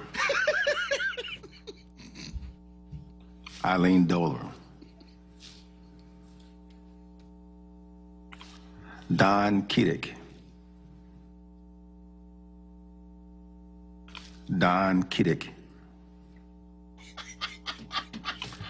Wayne Kerr.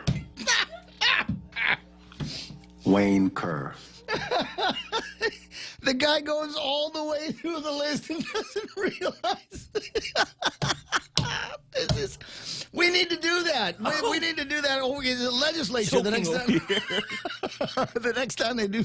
I'm sorry, I'm blood red. That's like saying Chad Aguero. Chad Aguero. It's Chad Aguero here today. What about Phil? Which one, Phil? Lupino. Filipino. Is he here? I want to talk. What's the guy's name? Gallo. I want to talk to Gallo. Is he on the phone?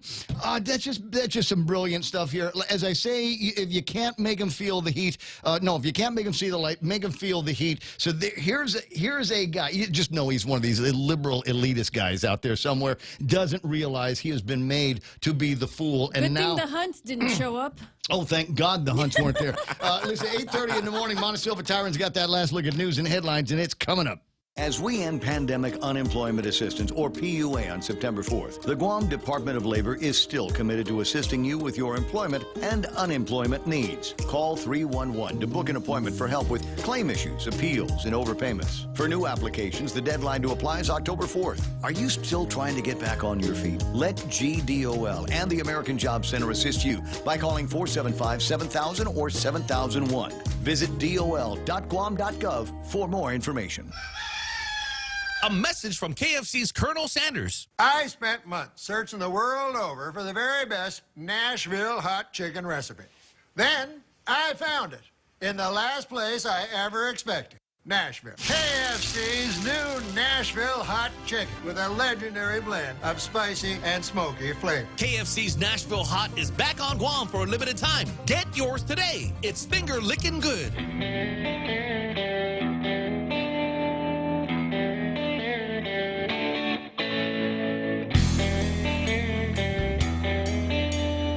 8:31 in the morning. Somebody asking who did that. I don't. It is from an actual Ed Board meeting somewhere in the state. Look, you get questions about the way we do things around here, but at least we've got an Ed Board that seems to be made up of people for the most part that resemble the rest of this community. But there are places in the states where they are using Ed Boards to force all kinds of crap down people's throats. Critical race theory, gender equality, what bathrooms the boys can go into where there might already be little girls in it. These are decisions that are being made at the Ed Board level, not necessarily in the legislative and executive orders and things like that. So somebody took an opportunity to make these guys look like the fools they are. And if you ask me, I'd like to see things like that happen over at places like, I don't know, the Guam legislature. Maybe the next time the governor starts looking for names in these press conferences, maybe we could have our new reporter, Michael Hunt. It's 8:32 in the morning. Mana Silva Tyron has got that last look at big news and headlines. Good morning, Mana. For what happened? Well, those long lines still at the Rev Tax, or outside of Rev Tax, as people wait to submit their applications for the All Rise Act. Rev Tax did say that once those applications are approved, they should have payments out by in at least 2 weeks. There are 206 new COVID-19 confirmed patients. This after 1,714 people were tested on Monday. The hospital numbers also on the rise. They say 45 people have been admitted, with 8 in intensive care. 2 are on ventilators. Guam's CAR scores jumped to 43.8. This as the Centers for Disease Control has downgraded our travel risk rating to level 4. It means that we have a very high risk of COVID-19, and travelers are advised not to travel here, and if they must, they should get vaccinated. The Joint Information Center also confirms that there have now been 149 confirmed COVID-related fatalities on Guam. 2 most recent cases died this weekend with COVID-related complications. The 2 others were reclassified. They passed away last year. And those are your headlines right here on The Point. Well, thanks very much, Mana Silva Tyron. It's 8:33 in the morning, and got a note from somebody who was, again, able to go all the way through with the All Rise Act application at myguamtax.com. I don't know how long it took, but the advice was that you close the browser and do a Control F5, and I think that's a Windows thing. I'm not sure if that's a Command F5. Will work the same way on your Apple computers. But yeah, clear browsers, do whatever it takes in order to get through, because, again, this is all being brought to you by the same people that gave us MySpace. 8:34 in the morning. Ray Gibson Show continues after these. As we get back to business, Docomo Pacific is ready to keep you connected. Introducing Business Bundles Plus. Build a customized bundle with the right internet, mobile, TV, and phone plan for your business. Pay for exactly what you need and nothing you don't. And the more services you add, the more you save. Plus, you can rely on Docomo Pacific's fastest, most reliable network and 24/7 customer support. So build your own bundle and save today with Business Bundles Plus. Call 671-688-2677. Docomo Pacific Business. Work better together. Business owners looking to expand, looking for an opportunity to give your business, looking to give your business a chance to succeed. There's a commercial space for rent at the DNA building in Agutya. This is a 10-story building with 24-hour security guards, maintenance, and custodial staff. A fitness center, close proximity to the Superior Court of Guam, Agutya Post Office, and several banks. Call DNA Incorporated for more information. Telephone 477-9053 or 9054, or email dnainc.guam@gmail.com. How bad? What happened? Oh, yeah. Yeah? Yes, Which one? sir. 8:35 in the morning. Portions of the Ray Gibson Show being brought to you by the guys over at Nissan. And just FYI, the new Z, Spring 2022. Save your pennies. Save that All Rise Act money. Save that. Regardless of whatever it is, the legislature's version of All Rise Act or the governor's version of the Rise Act, whatever it is now, just hold on to that money. I know some of you are thinking, but I need to put food on the table for the children. Z-Car, hello. Priorities, people, priorities. In the meantime, go and take a look at the all-new Ridge, what is it, the Pathfinder. Yes, the Pathfinder that they've got over there, the Frontier, that you can take a look at. One of my favorite trucks in the whole wide world. But go and test drive it, see what they've got for it. The new Pathfinder has got it's got the captain seat, it's got this incredible engine and 9-speed transmission on the inside of this, and all new design inside and out, top to bottom. You deserve a test drive. You deserve it. In fact, here's go pick it up over at Nissan this morning and take it to the Department of Revenue and Taxation. And just say, I'm going to one place. I'll be right back, and then you can sit in that line for hours. The drop-off line for hours in a brand new Pathfinder. Try that out today with the guys over at Nissan Guam. Some conditions apply. 1.99% APR, maybe 0 down payment. Check with them in the test drive today.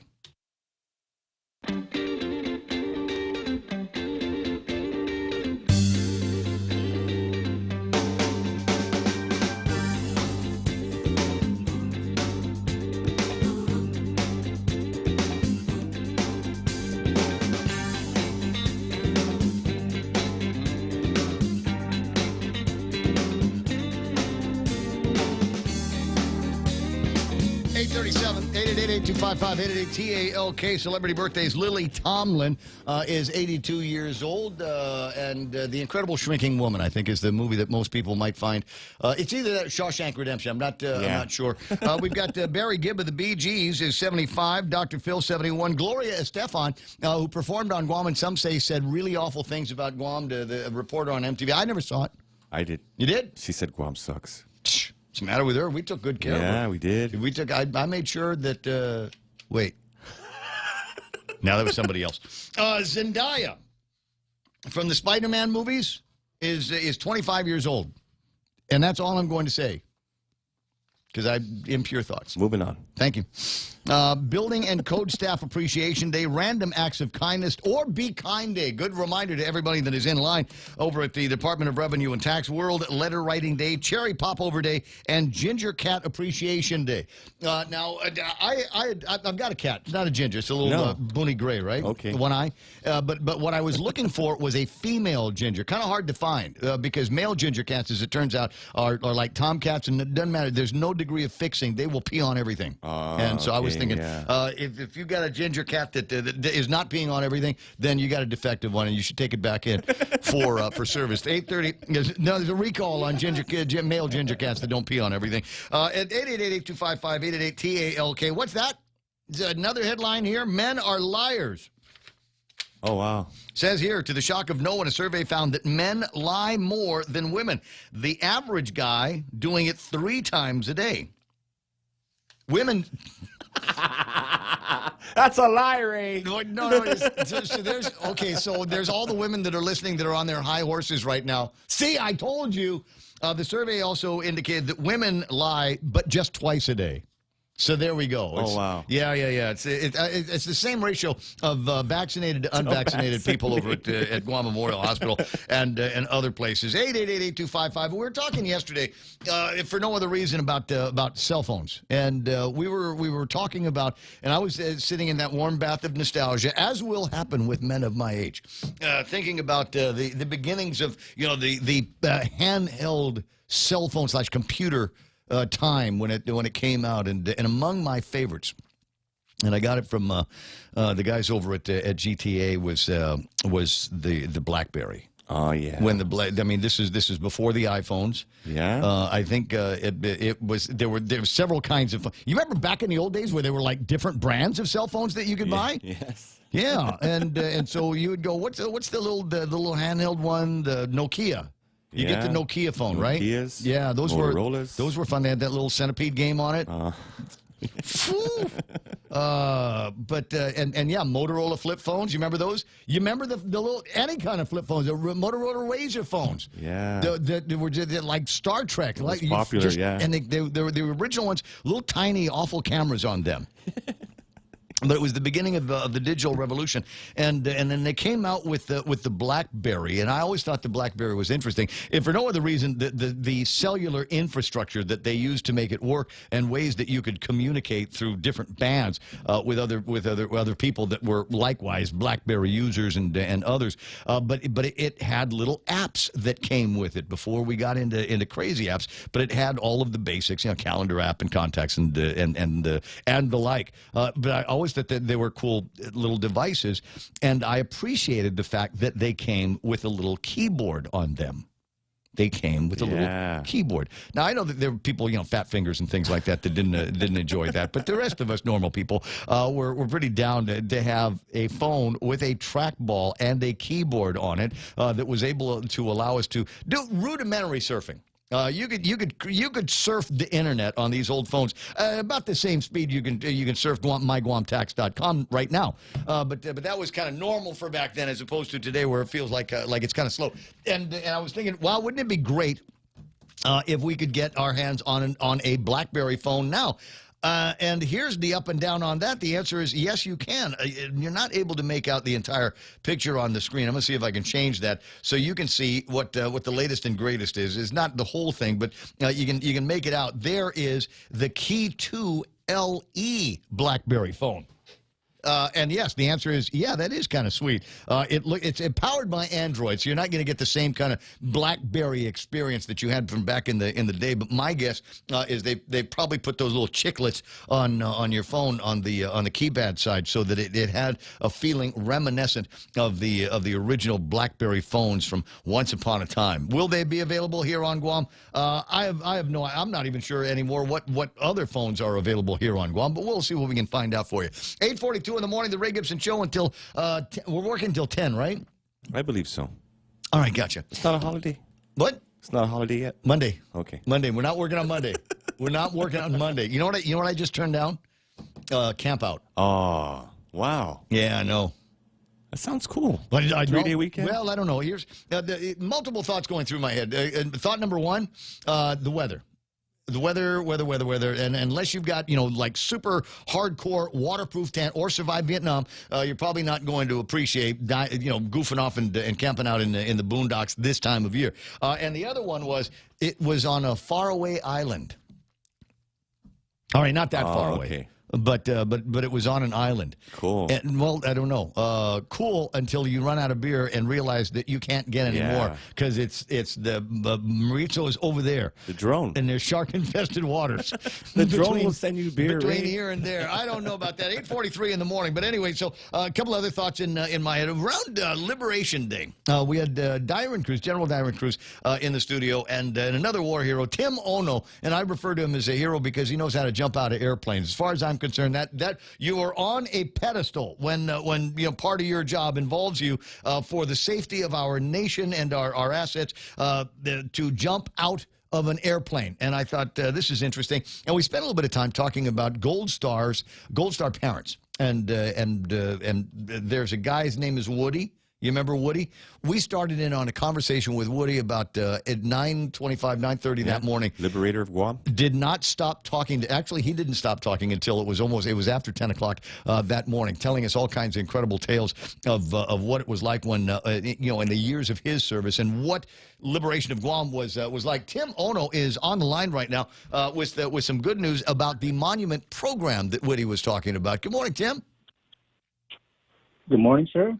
You calling me, sir? Wait a second. No. All due respect, the honors go to you this morning. So welcome back to the program. I understand that we've got some good news with regard to Woody's dreams of Gold Star monuments here on Guam.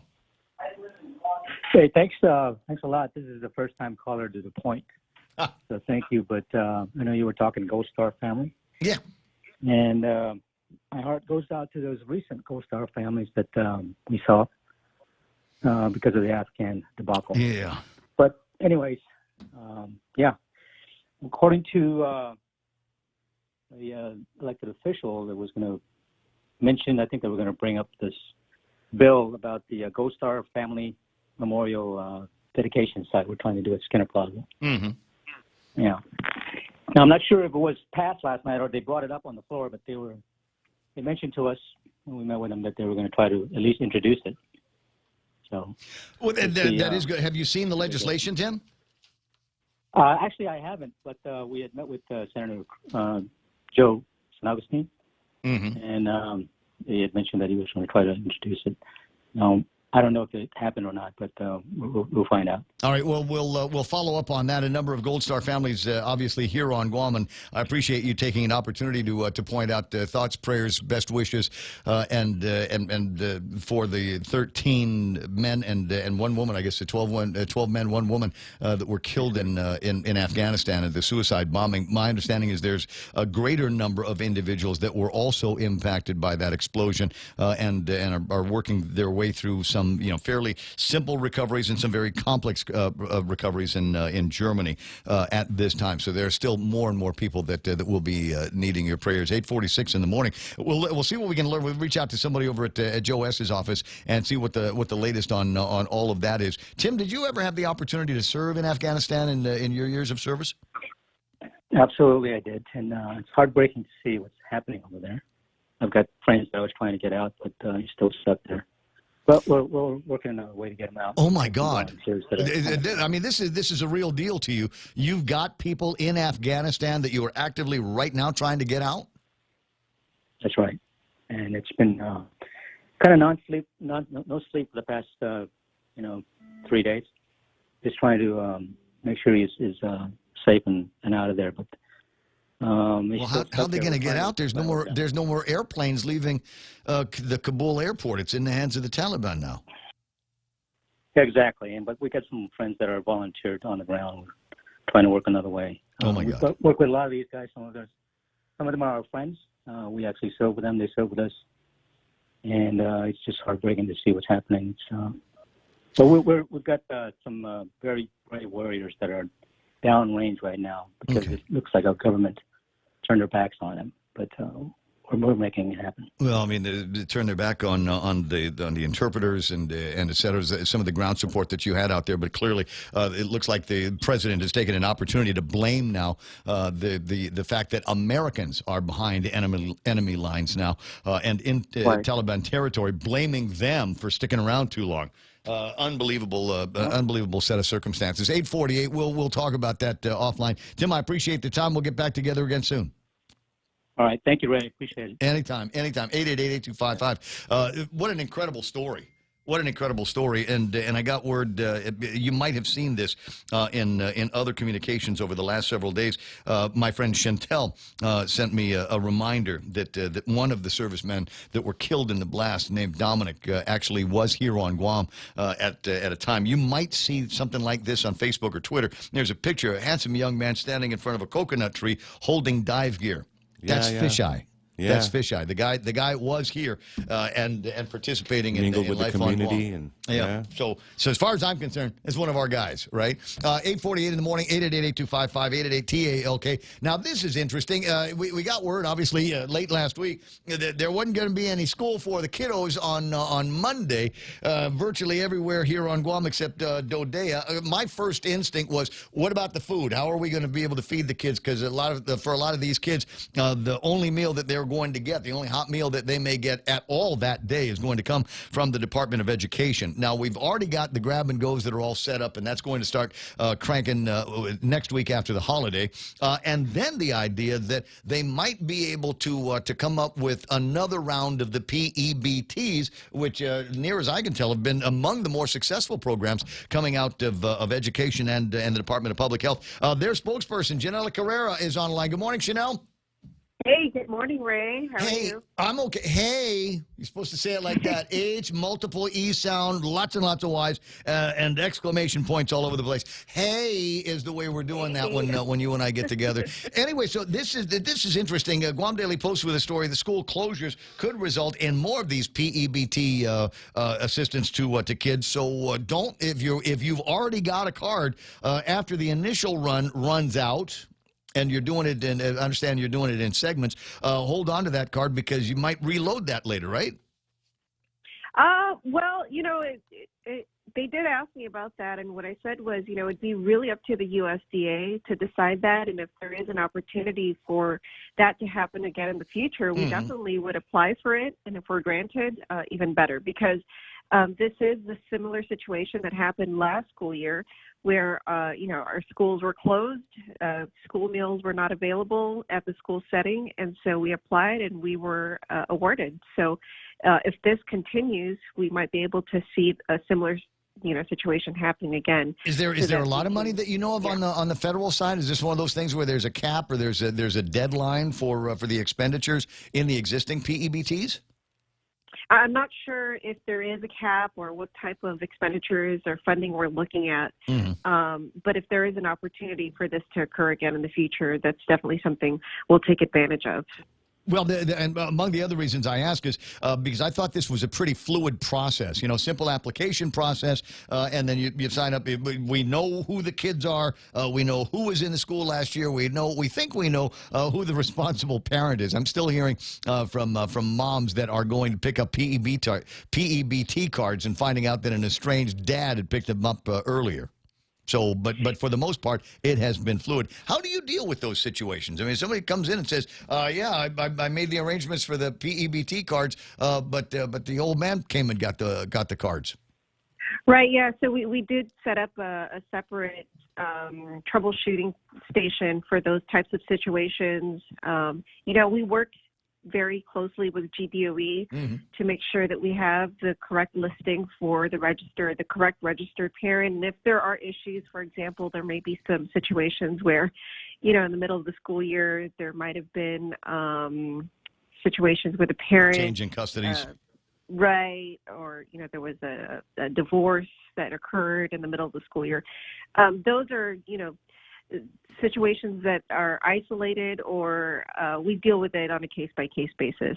So we have had those types of situations and occurrences. And were there fights? Was there any gunplay? Did security have to knock anybody down and tase them? No, unfortunately, we didn't have to, but we did have the National Guard to support us, so we're very fortunate for their help. They just shoot people. Okay, gotcha. All right, so has anybody reached out to USDA yet on this? I'm not sure. School closures just occurred starting this week, so I'm not sure if that's even been a conversation that's had yet. Yeah, but there's no end date on this. You've seen the executive order, Chanel, so you know that it might be, quote, 2 weeks to flatten the curve, or it might be 2 months, or we'll see about this in another. By the end of the school year, it's possible that there might not be any opportunities to get these kids back into classroom settings. Yeah, it remains to be seen. We don't know yet how long the school closures will be. It's really hard to tell at this point. I got you. Well, anything else going on over at Public Health I need to know about? You guys gearing up for the enforcement of the new Ray Gibson can't go to bars and restaurants executive order? Just get your shot. I don't want to. You can't make me. Is the answer on that? I don't need the shot yet, and I hate being bullied into having to make a decision on whether I want to take you out to dinner over at Crust or take you out to dinner over at Mosa's. You know what's going to end up to be is the hot dog stand over by GCSE. That's very romantic. Okay, I like where this is going. Listen, if I was to get a 6-pack of beer, what would you like here? Or wait. No, we're talking to Chanel. It's not going to be beer. What seltzer are you drinking these days? Hey, I drink beer. I love beer. It's getting better every time I ask a question. 8:54 in the morning. Well, listen, I know how crazy busy you guys are these days, and conversations about testing and vaccinations. Did you guys decide that they don't need to put the Guard over at Forever 21? No, actually, we're working very closely with the Guard. They're still doing that? So that's a location that we're also working to stand up, but it's not. We're also looking at other locations, other alternatives, every possible venue, because we do want to expand operations. We realize that there's a high demand for vaccinations and testing as well. We see the long lines. We see people who are really just wanting to get the vaccine. We at the mall, teasing. So we realize that there is a high demand and the need to expand operations. Dude, so whether it's going to be Forever 21 or I know the people that own a piece of property. You know where the what is it, Holiday Inn is in Tumon, across the way. They got that mall that nobody's using yet. Yeah. You want me to hook you up? It's gazillions of parking, air conditioning, and lots of square feet. I know the owners. Oh wait, so they have their what do you call it? Their inspections and all of that. Occupancy permits? Yeah, I think they can. Really? I think they could start pretty quick. I'll beep you offline with some contact info. Okay. Right on. Okay, that might work. Dude, we're making deals here. See, hot dogs, beer, making real estate deals. You just never know what's going to happen when you pick up the phone. Janelle, I'm gonna. You know what? Oh, can I? One other thing is, I still haven't found anywhere on a website yet. I haven't looked today, but here's the thing: is I want to be able to get a religious exemption to the vax. So, is there a form yet for adults? I understand that there are exemption forms for kids, but the DPHSS has not yet written any forms for adults. I don't know that there's a form. I think you just submit an email, writing what exemption you might have, whether it's, well, for religious. I think there's maybe if it's a religious exemption, you go to your church or your, I don't know what you would call it, perhaps your church, and they would probably write a letter on your behalf. If you don't have a church, then perhaps it's my own little church. It's me. It's my guys. Right. We have our own little thing. And explaining it, and then you submit that letter to our email address, which is publichealth@dphss.guam.gov. I'll see what I can find out for you. 8:57. One last thing. I know I said that was the last, but it got me thinking about something else. And on a more serious bend here is I know people that are vaccinated, and I know people that are unvaccinated, and I know people that have already had COVID-19. And I think we need to start talking about carving out a status for them, because there are many people that have had COVID-19 already for whom I don't think they need the vaccine. I think they've got everything that they need inside. And in some cases, I think some of them may have been told by their family practitioners not to get vaccinated. You mean a third status? A third status. Yes, I think I was gonna go for a fourth. I was going to go for the fourth to be gender inclusive. So it'd be, gay, straight, bi, whatever, vaccinated, gay, straight, bi, whatever, vaccinated. Okay. I'm not. LGBTQV, LTBGQ, was where I was headed. Okay. I'm not. Yeah. So, Go find Art. Go find Art. He's doing his Sudoku now, and tell him Ray Gibson is very interested in this about religious exemptions, medical exemptions, and especially medical exemptions for people that have already had COVID-19. Okay, I see what you're saying. So with those who've already had COVID-19, the immunity really it doesn't last forever. Well, clearly the vaccines aren't lasting forever either. So I don't know why everybody is pell-mell making me go get a vaccine, right? That's true, and that's why we are going to be offering booster shots, 8 months out. And but it's the same. It's the same formula, though, right? I mean, it's if I was vaccinated in January, February, when the planes first started coming in, then that begins to wane in efficacy. I get another shot. It would be the same vaccine, right? That's right. So you would get it around September if you got it in January. Oh no, I want a new one. Give me it's that Huey Lewis in a new song. I want a new vaccine. Give me something that's got a little bit more juice on it. Are they working on new vaccines in the United States, or are they just going to say this is the best we could come up with, and this is what we're patenting? I'm not aware of a new vaccine that they're working on, but the booster dose is approved with the Pfizer vaccine. Right. So, but it would be basically taking the Pfizer shots all over again. For a booster, right. Boring. I want Pfizer 2.0. That's what I want in my if I were to do it. Just after 9 o'clock in the morning, I got to let you go because they're going to be doing some serious bedwetting on Fox News about the president's Afghanistan statement. I'll talk to you later. All right. Right on, hot dog. Right. Shoots. The exit, saying if evacuations had started before the Taliban took over, there would have been a breakdown in confidence in the Afghan government. I was not going to extend this forever war, and I was not extending a forever exit. The president said the real choice was between leaving or escalating our presence in Afghanistan. He also said August 31st was not an arbitrary deadline, that it was designed to save lives.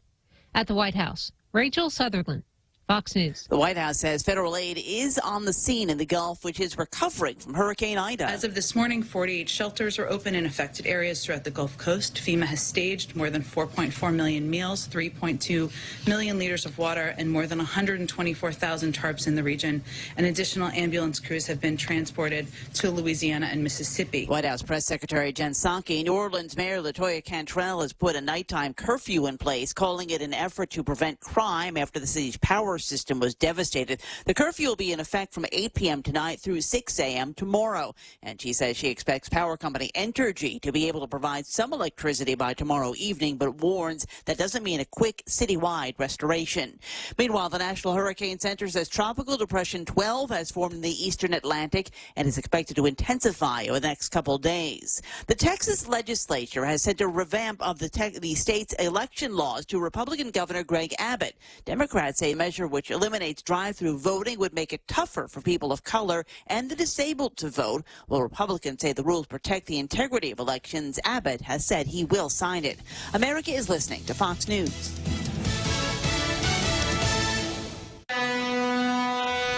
Hafide, this is Josh here at APL. Our expertise and extensive network can help you grow your business and reach out to more global markets. As a responsible carrier, APL is also committed to a sustainable future, whether it's protecting the environment or investing our efforts in giving back to the community. Our dedicated teams in Guam, Saipan, and on U.S. mainland are here to support you. Call 588-4651 or visit www.apl.com.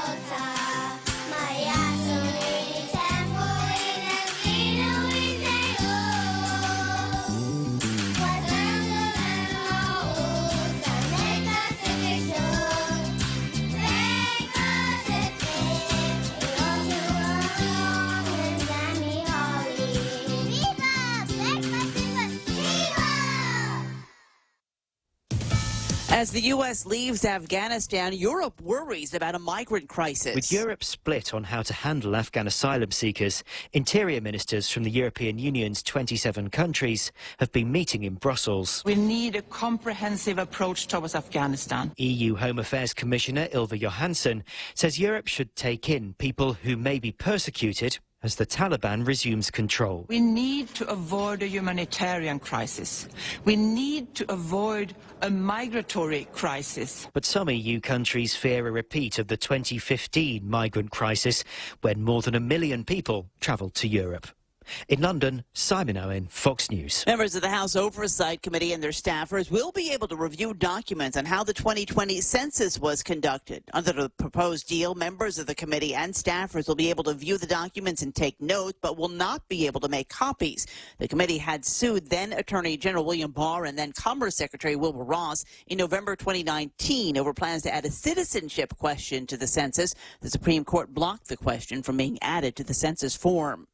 The New Orleans Saints will reportedly be away from New Orleans for the first 4 games of the season due to stadium damage after Hurricane Ida. The Saints are practicing at the Dallas Cowboys' home, AT&T Stadium, today, as they did yesterday and are scheduled to tomorrow. And this is where the first game of the season against the Packers, September 12th, could get played. Saints head coach Sean Payton told USA Today Sports, "We think that'd be something that's very realistic." The Saints also have a home game scheduled for October 3rd against the Giants. The team reportedly looking at options for practice at a university in the Dallas area, either TCU or SMU. Saints owner Gail Benson has been covering the cost of hotels and meals for her players and staff. Jared Max, Fox News. Wall Street, the Dow lost 39 points, the NASDAQ minus 6 points. I'm Lisa Lacera, and this is Fox News. As we get back to business, Docomo Pacific is ready to keep you connected. Introducing Business Bundles Plus. Build a customized bundle with the right internet, mobile, TV, and phone plan for your business. Pay for exactly what you need and nothing you don't. And the more services you add, the more you save. Plus, you can rely on Docomo Pacific's fastest, most reliable network and 24/7 customer support. So build your own bundle and save today with Business Bundles Plus. Call 671-688-2677. Docomo Pacific Business. Work better together. Looking to furnish your home? Furniture Kathy's Style offers a wide variety of beautiful quality home furnishings at affordable prices. Find the best deals with mattresses starting at $169, sofas as low as $699, bed frames starting at $399, and dining sets starting at $499. Schedule a free design consultation and let us help you create a home you love. Follow us on social media, visit our website at FurnitureKathyStyle.com or call us at 300-9590 for more information. Shop with us today. Burger King is turning 32. Thanks to you, BK is celebrating their 32nd anniversary with Whopper Wednesday. Every Wednesday in April, visit any participating Burger King, say, I love, love, love the Whopper, and get a free fire-grilled Whopper sandwich with the purchase of any Whopper combo meal. Top off your Whopper meal with French fries or onion rings and a refreshing Coke Zero. Enjoy your Whopper Wednesday at BK Tumon Bay, Agutya, and the Micronesia Mall. Thank you, Guam, for 32 years from your friends at Burger King. Hey, that also works in the month of September, by the way, for those of you going, wow, how about that? It worked in April. Yeah, we're just, progressive that way. 9:06 in the morning, 888-825-888, TALK. Ray Gibson Show brought to you by American President Lines, APL, a global presence with a local home. Also being brought to you by the team over at the guys at Guam Auto Spot. Buick, they got Jim, they got Mitsubishi Mirage for like $127 a pay period. Find out about all of that and get yourself pre-approved. How's that work? Well, you call them up and tell them how much money you made, what your bills are, things like that. Here's a copy of the check, and they'll tell you what number you are pre-approved for, and if it's big enough, you can buy 2 cars. But find out by going to GuamAutospot.com. Bringing you closer to the action. Any speaker, anytime. Watch and listen live on thepoint.gu.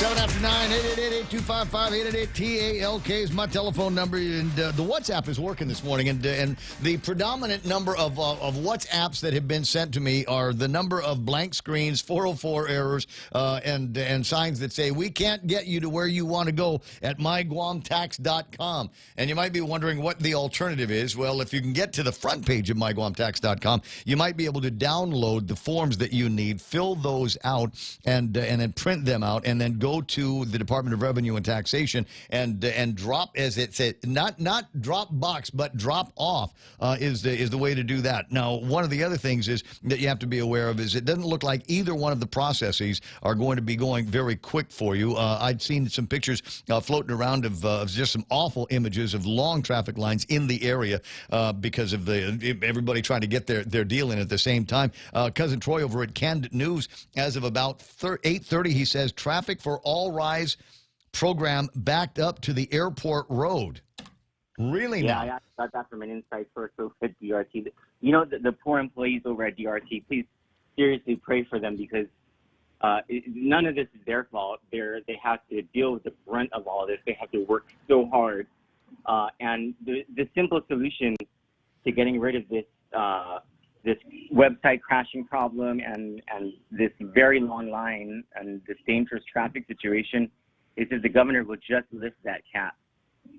The only reason there's a rush is because of the cap and the rat race to get the money before anybody else does. That's what's just so sad about this whole thing. Oh, that's not going to happen. Come on, cuz. But I mean, I don't understand why. Why wouldn't she want to? Because if she wanted to lift the cap, she could have done that in the executive order. She could have done this. They've been talking about lifting the cap ever since they realized that the All Rise Act included government of Guam employees and retirees. The clamor began from among the members of the legislature to lift the cap, and so she's had all kinds of times to consider it, and she hasn't yet. There's $600 million. I just don't understand what, even if it doubled, it'd be 10%. So the amount at her disposal, I don't get it. Well, and she doesn't take instructions from the legislature. But it doesn't have to. The legislature is not the boss of her. They can't tell her how to spend that All Rise Act money. I mean, it might be $600 million. It might be $60 million. But it's not the legislature's purview. Because you know what? And she's absolutely right. But there's a situation where people need this money, and obviously people are willing to wait and just destroy their Wednesday mornings. Oh, my God. Destroy their Wednesday morning. We're talking about people that on top of all of this have to be with their kids. Many of them have to be with their kids so they get that online learning now that we've kicked them out of the schools. No one does. I'm at the gym. So thank you, Governor Leon Guerrero, because I get to use whatever weights and benches at the gym right now, because there ain't no one at the gym right now. Oh, my God. Oh, my God. Yeah. Well, there's a benefit for everybody. I was looking at the traffic this morning when I was doing the traffic, and everybody was backed up around the Department of Revenue and Taxation, Our Lady of Peace Memorial Park, and it still looks like that now. I mean, you tell you what, you want to get breakfast over at Jollibee, today's the day, because there's nobody there. They're all at Rev and Tax. Intersection of 1 and 3 is clear. 1 and 16 just a little bit busy. Must have a couple of new beggars on the street, and we've got nothing but intersection traffic up and down Marine Corps Drive all the way to Adelup, where they don't have to worry about this problem because the big problem at Adelup, there's traffic there, but it has to do with some road construction or pipe reconstruction laying on in that location. So that is the big story today, is the fact that there are thousands and thousands of people that are trying to get through on GuamTax.com. They are in competition with hundreds, if not thousands, of people that are in line near the Department of Revenue and Taxation because there's $30 million available. And as you might imagine, there's probably a whole lot of people that are now eligible for this. That number had gone up by the governor's executive order that included the employees of the government of Guam and the retirees, hence the name All Rise Act, not just the Rise Act, despite the fact that the government of Guam employees didn't lose a dime in salary or an hour worth of work. And got to stay home through a lot of this stuff. At any rate, it is what it is. The governor's had ample opportunity in the preceding weeks and months to adjust the cap and increase the amount. Yeah, I think it's now the All Rise program has fallen. It's like dough when it's rising. Yep. You lift up the thing and it just falls down. Absolutely crazy what they're asking of people. In addition, like I said, the kids aren't in school, so we need to start thinking about what lines that we need to get into. Almost $5 a gallon of gas here. What lines they're going to get into so that they can do the grab and goes in the schools, so the kids can eat until their all rise checks come out. Having said all that, there's a couple of other things that I thought were kind of interesting in the news cycle yesterday, much of which you covered. We got Mike Nicholas, who is telling the governor now to use the monies in the American Rescue Plan, $550 some odd million that we've already got. It's here. You can start spending it, and Mike's position is you can use that now to help even more people than just the ones that are in line right now. Maybe an extension of an unemployment assistance program, et cetera. And the governor says, but no, I want to use that money for my hospital. And Mike is saying, just wait out the money that's going to be coming in the infrastructure package. It will be included in that. Well, no, he's actually in the budget reconciliation package. That if all goes well, $345 million will be sent to Guam for the construction of the new GMH. Wait. Okay, so my misunderstanding then is I thought he was taking that in that, what is it, $3.5 trillion infrastructure package. That's actually in the working budget for the United States of America? It's in not the annual appropriations bill, but the Budget Reconciliation Act. Okay. And that's going even better. Even better. That's more likely to go through. Yeah. And so he didn't say it's guaranteed to go through, but he said, things are looking on the up and up, and as long as things continue going this way, we stand a good chance of seeing that money. And so, it's a message to the governor. Hey, I'm getting you this money on top of that other pot of money that I got you. That's $600 million. Please don't use $300 million just and tie it up on a hospital.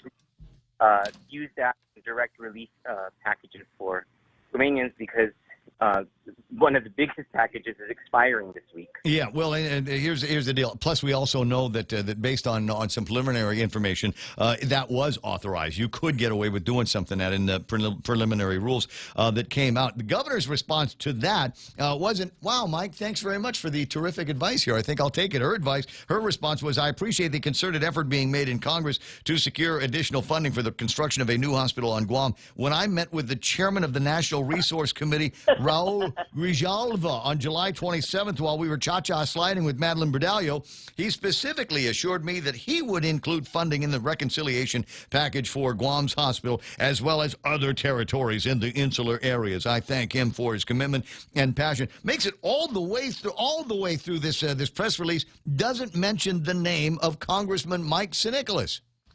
I mean, we all saw that coming. Come on. That was just completely predictable. Well, I'm wondering just how small the minds are over at Adelup here. We appreciate Natural Resource Committee Committeeman Raul Grijalva working with Guam's delegate, Mike Sinicolas, to ensure that that funding is available. No? They would never give him credit for anything. This is, didn't we get something out of the Fed a few months back, and it wasn't Mike Sinicolas that pushed the button, it was Mazie Hirono? Yes, I remember that. I think this is probably the third time that they've thanked Chairman I don't even know what his last name is. Raul. It's Raul. That's the guy. Rico Suave. Even the Republican Party of Guam sends out news releases thanking Democratic Congressman Michael Sinicolas. Do it. Juan Carlos Benitez, Bobby Shringy, whoever's running the GOP this week, you need to do that. There needs to be a thank you very much letter to Congressman Mike Sinicolas from the Republican Party of Guam, if for no other reason to mercilessly trigger, who was that, Lou and that Calvo guy and maybe even Josh. I think you know what? I don't even know if they'll notice today because it's just, I'm sure it's crazy. So I'm going to share a picture with you. I'm sorry I have to do this offline, but I'm going to tell the story if for no other reason that it underscores just the smallness of the minds at Adelup. So I've got an image. You remember when they first came out with the vaccination identification thing, and everybody that works at the executive branch of the government has to be able to show their credentials at some point and be vaccinated. Well, I've got a picture of a fairly high-ranking member of the government from an undisclosed agency, and what he did was he had his vaccination card blown up on the Xerox machine, and he hangs it around his neck now. And a copy of that got to the governor's office, and the governor's office's response to this guy's boss was, "Is that supposed to be a sign of support?" Oh, no. Are you for real? Okay. Butt hurt. I know what it's like to be part of an organization where you're just under enormous pressure. And they must be under enormous pressure at Adelup. I mean, even if without this all rising, just with the length of the public health emergency, an emergency that's sustained this long. I can't imagine what the pressure is even like under something like that. And when it's like that, when the pressure is on, you tend to take things personally. You tend to take criticisms personally, right? And you have to be cognizant of that so that you stop yourself from reacting in a piss poor way. And sometimes at Adelup they react in a piss poor way. Oh, it's just funny to me. I'm sorry, it's just funny. Triggered much, but hurt much, and it is what I said it was. Does it have anything to do with science? Does it have anything to do with actually containing a spread here of this variant? No, it's a loyalty test. It's the new version of sign the unity pledge. Is get vaccinated because the chief wants you to. You're pressing all the buttons on the Adelup operations board to get all that buzzer. Is my response on that. 9:19 in the morning. Now, just because in all fairness, and I have to try to sit at the middle of the family and people over here and people over there saying, okay, Ray, that's enough giving a hard time to people over at the governor's office. It's the legislature's turn. So let me see if I got this right. They're going to spend $15,000 to start on an ethics somebody to sort out an ethics complaint on a $500 purse? You know, my biggest problem with that whole thing is how non-transparent that process is. Yeah, and there's the legislature's rules don't even conform with Guam law and how they're supposed to not close up meetings like that. So we don't know why they need this $15,000 lawyer. We don't even know what part of the process that they're on. Is $15,000 lawyer? I mean, it just seems to me. Do we have counsel over at the legislature?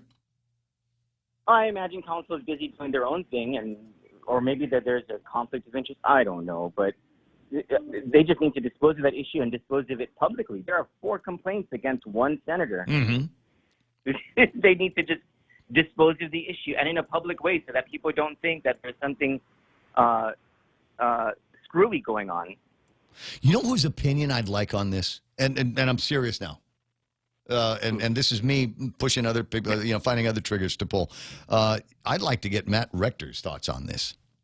So do you remember the whole ethics thing against Matt Rector started with Tello Taitigui? You know, this karma thing, it's real. 9:21 in the morning. I think it's going to be an interesting day for us media folks and government of Guam watchers. Unfortunately, it comes to us in the guise of almost a humanitarian drama that is taking place. While there are people desperate now to get their hands on what is going to be $800, $1,600 for joint filers, and really that's all considering that they may lose double that, triple that in terms of salary because their bosses aren't calling them back to work in the next couple of months, and PUA is just about over. You can tell because the guys over at DOL are buying ads saying the PUA is just about over.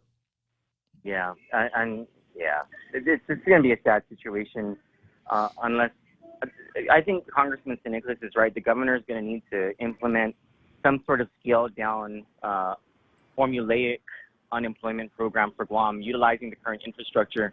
And he was talking about, you attach this formula to certain indicators of the island economy, like for instance, the number of tourists who come or the average daily spend based on the survey, and the higher that number, then the lower the weekly or biweekly unemployment payment is, et cetera, et cetera.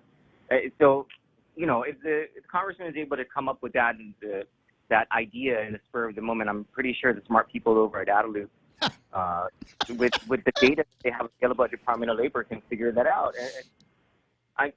They must care. I'm assuming that they care about the plight of working class people who will be greatly affected by the end of PUA. Well, you probably got from the same source, and I'm sorry. There's a lot of stuff that Troy gets that is provided to him anonymously. There's a lot of stuff that comes to me that is provided anonymously. I can discuss it, but I can't tell you the sourcing of it. But information that came over that says basically this: we will continue to dig ourselves into this deep hole and much deeper in the future if we continue to let administrative people who have no health care background continue advising the governor in making decisions in this healthcare pandemic. You didn't get that. I'm hardly following the whole coronavirus thing, honestly. Trust me, the voices are getting louder, and those voices are basically saying she has not been and she is not now getting either accurate information or good counsel from the people that are advising her and that are driving these decisions. So basically what we're doing now is not all that different from what has been done before that didn't work. So all that concerns me in this coronavirus emergency these days is the hospitalization numbers. So when you see that the ICU is beginning to fill up, I mean, for me, that's a cause for concern. And trust me, I am concerned about that, but doubly concerned because the numbers of people in the hospital, about 42% by my calculations today, include vaccinated individuals. So clearly something isn't working. We've got 80+% of the population, of the adult population on Guam that is vaccinated now, and yet we still are wearing the CDC's scarlet letter yet again. And I think that's important information for people to know. So when they report out these numbers, and making it a point to say who's vaccinated, or I'm sorry, how many are unvaccinated. I think the point also needs to be made about how many people are vaccinated who are getting hospitalized, so that people who are vaccinated take the same precautions as people who are unvaccinated. Yeah. Clearly, there's no difference, and the narrative is beginning to fall apart in my mind.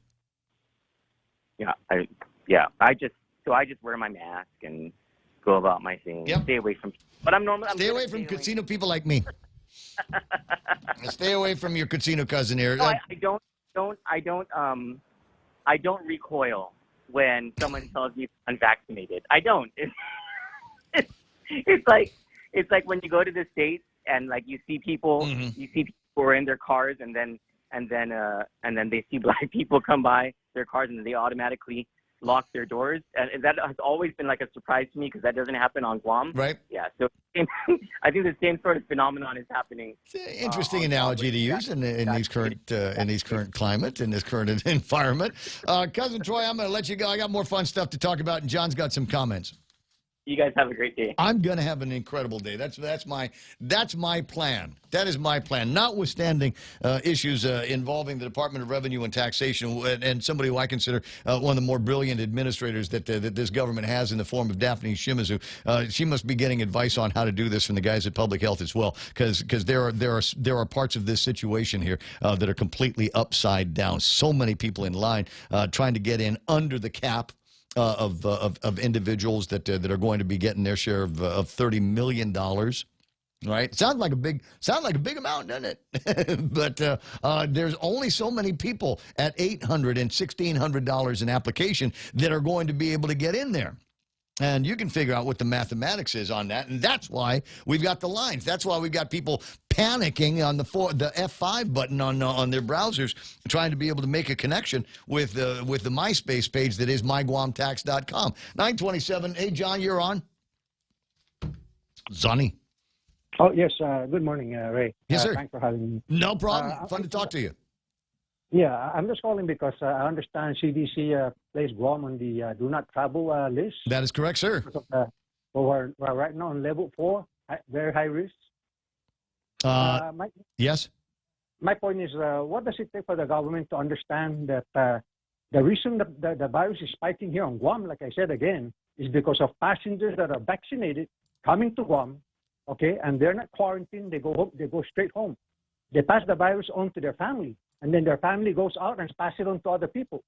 Last week, I know of a couple again that just came from San Francisco. Okay, they were not quarantined because they were fully vaccinated. Okay, they went home. Now the whole family are sick. All right, Lanya. No, Yeah. so you know what? It sounds like what's happening, John. I don't know if you, John. I don't know if you heard what's happening in Hawaii. It's the same thing. Governor Iggy in Hawaii has told everybody, the tourists, to stay away from Hawaii because they're having the surge. But then when they do the analysis, they're coming up with the same conclusions as you. The spread is not being caused by tourists; it is being caused by returning residents of Hawaii. That's what I'm saying. So, Yeah. so what does it take? What does it take for this governor to see that? Okay, they need to do the way to control this, man, is up at the airport. They need to quarantine those people that are coming in at least for a week, because I know these people that are passing on the virus. It takes about 5 days for them to start feeling sick. By then, they contaminate all their family members already, and then that family members goes to their work, their kids goes to school. That's how the virus spike at the school. It sounds about right. From the home, from the family. It's not from the restaurant. Interesting. You cannot come in if you don't have no vaccine card. That is not where the problem is. The problem is up at the airport. John, there's an IFB that is in today's PDN from the Department of Administration and Intendant Gibson. They're requesting for invitation for bid for hotel non-congregate shelter. They want to consolidate the quarantine and isolation in the same facility. So I guess I don't know whether they're going to be as aggressive with quarantines as they have been in the past, or if they're just looking for someplace new to send people that don't meet the entry requirements, but they're still in all. I think one of the smarter moves might be to test everybody that comes in. You know, while you're waiting in line to get your passport looked at or get your bags checked downstairs, is have somebody give you a test.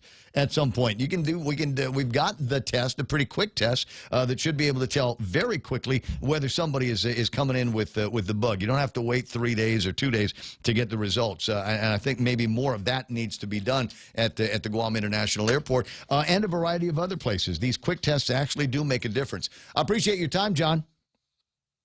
All right. Thank you. Este amigo, 888-8255-888-TALK is the phone number. 988-5874. That's 988-5874. My brother doing some mathematics. He says, based on available funds, 37,500 people will be able to get the All Rise funds. Okay. 37,000. Now, did you do that? How did you do the math? Did you do that based on the number of people that are qualified, that are filing single or joint filers? Do we know what the ratio is? I'm not saying your math is wrong. If you did it for one number, did you do it for both numbers? I don't know. But it seems like that sounds like a correct number, depending on how many people we've got in the workforce. And how many people who otherwise might be eligible for this. What is going to get crazy is the number of people that are eligible for this, but for whom did not get their taxes in the right time last year. I think we're already starting to see some of that. You got the phone numbers. Don't be shy about using it. Somebody online here sending me a copy of their response that there's apparently a page when you get all the way through. Like I said, when you finally beat that big boss. The big boss? Are you not a video game guy? Is that a she? Yes. I was gonna say it's a big boss, a big Lulian Guerrero looking boss at the end of this now, and you gotta do all of the little right, left, up, down, up, down, up, down, enter. Yeah. You got to do all of that. Yes, you got to be able to take more hits than her, yeah. And then if you win that last big boss battle, then it takes you to this page here, and as you can see. On it says it's got a place for a user ID, a confirmation number, blah, blah, blah, blah, blah, taxpayer number, and the date filed. It's funny because I've seen like 3 or 4 different versions of them, and they, as I said, all kind of look different. But this is the interesting number, is 9921-000-7717.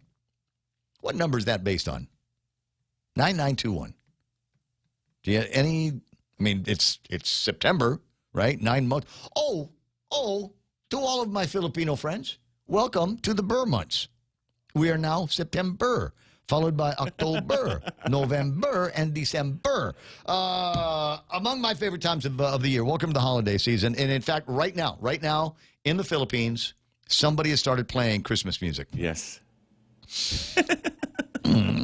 Lights are going up. No. Was it this time last year? No, it was the year before. Year before when I was in Manila on September the 1st. I'd been there goofing off, executive checkup or some excuse to get out there. And I remember I was in a movie theater getting ready to watch, I don't know, a movie. And they had the, not Harry Connick. No, I guess maybe it is Harry Connick's Christmas album. And it was playing, up on the start of the movie, and this is one of those great Manila movie theaters, right? Doesn't hold a heck of a lot of people because they make them all the chairs lay completely flat. Oh, nice. Oh my God, nice is right. They lie completely flat, and they come in pairs. Oh, yeah. So it's you and a soft and something soft over here. And you have a kuya? There's a kuya. They have a kuya. There's the movie kuya guy. And there's a little button that you press, and the movie kuya guy comes over, because they work for $2 an hour, right? The movie kuya guy comes over and says, "Ma'am, sir, can I help you?" And it might be, "Yes, I'd like popcorn." And the answer is, "What flavor?" We have multiple flavors of popcorn here. Salt. Do you want salt and pepper? Do you want the focaccia cheese flavored popcorn? We can hook you up. And the other cool thing about the theaters that I preferred to attend in Manila, can you get me, sir, a San Miguel Light? Oh, wow, nice. Oh, wow. Beer. Yes, they will. They serve beer in the movie theaters. Now, I'll tell you what, you might think that's a good idea. You might be going, why can't we do that here? I mean, number one, we can do it here. Number two, but we don't want to do it. You know why? There'll be theater rage. There will be theater rage. because there's always a guy, there's always somebody in the movie theater who's eating out of something that makes this noise the entire way through the movie. There's always some guy in the movie theater that insists on you hearing the entire conversation. Hello, no speaker phones in the theaters. Thank you very much. And then, you know, my favorite is the guy on the phone. I mean, surfing while the movie is playing, and you get the bright, and it's bright, and it blinds everybody behind him. But hey, who cares? Land of the free, home of the brave, right? These are the people I hope that die from COVID. But that's too much. Sorry. Okay. Let me take care of a break. When I return, I wished I'd have thought of this before. The Department of Parks and Rec have put out an IFB. And I'm wondering if this will work for me. Details coming up next on The Ray Gibson Show. Chili's is pairing up premium entrees with 2-in-1 entree selections starting at $19.99. Indulge in mouth-watering combos like the sirloin and ribs combo, the ribeye and jalapeno sausage combo, or the savory sirloin and ancho salmon combo. All served with delicious mashed potatoes. Dine in today and enjoy the best of both worlds flavor experience with Chili's 2-in-1 entree selections. Available for a limited time. Chili's on the second floor of the Tumont Sands Plaza. Chili's, savor the moment. GovGuam employees and retirees, it's time to choose your health plan. Choose a network of more than 200 providers, including GRMC, GMH, SDA, AMC, IHP, and the FHP Health Center. Choose lower copays at preferred in-network providers. Choose fitness partners, including PFC. Choose a payroll deduction as low as $2.04 biweekly. For yourself and your family, choose Take Care. Open enrollment is September 1st through the 25th. For more information, go to takecareasia.com or call 649-0468. Take Care, our island, your health plan. Becoming a homeowner can be a scary process, but it doesn't have to be, especially if you have the right guidance. Break through your fears and go to a real estate professional that will ensure a higher chance of success. That person is Lolita Kamet of Remax Diamond Realty. Lolita also specializes in commercial leasing, land sales, local residential sales leasing, and military and corporate relocation. Don't be afraid. Call Lolita Kamet from Remax Diamond Realty at 688-6743. That's 688-6743. Applebee's. Can I? Okay, burgers.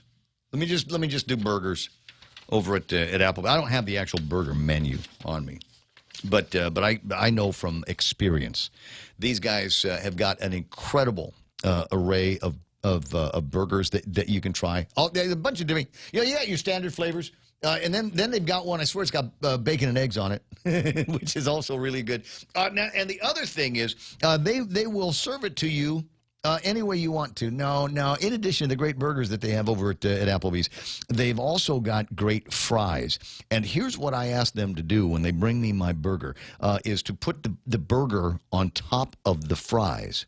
So it's not on top of the wax paper. I don't have this barrier where there's an opportunity for moisture to get into the bottom layer of the bun. So everything happens while it's sitting on top of the toasty fries. What a great way to do that. And you're going to love the prices, and you're going to love the service that they've got there at Applebee's. It is Wednesday, and that means it's Frontliners Night between 5 and 9 tonight. Doctors, nurses, medical staff, firefighters, police, and hospitality folks get 15% off your regular food items. So when it gets to be dinner time or happy hour, check out Applebee's.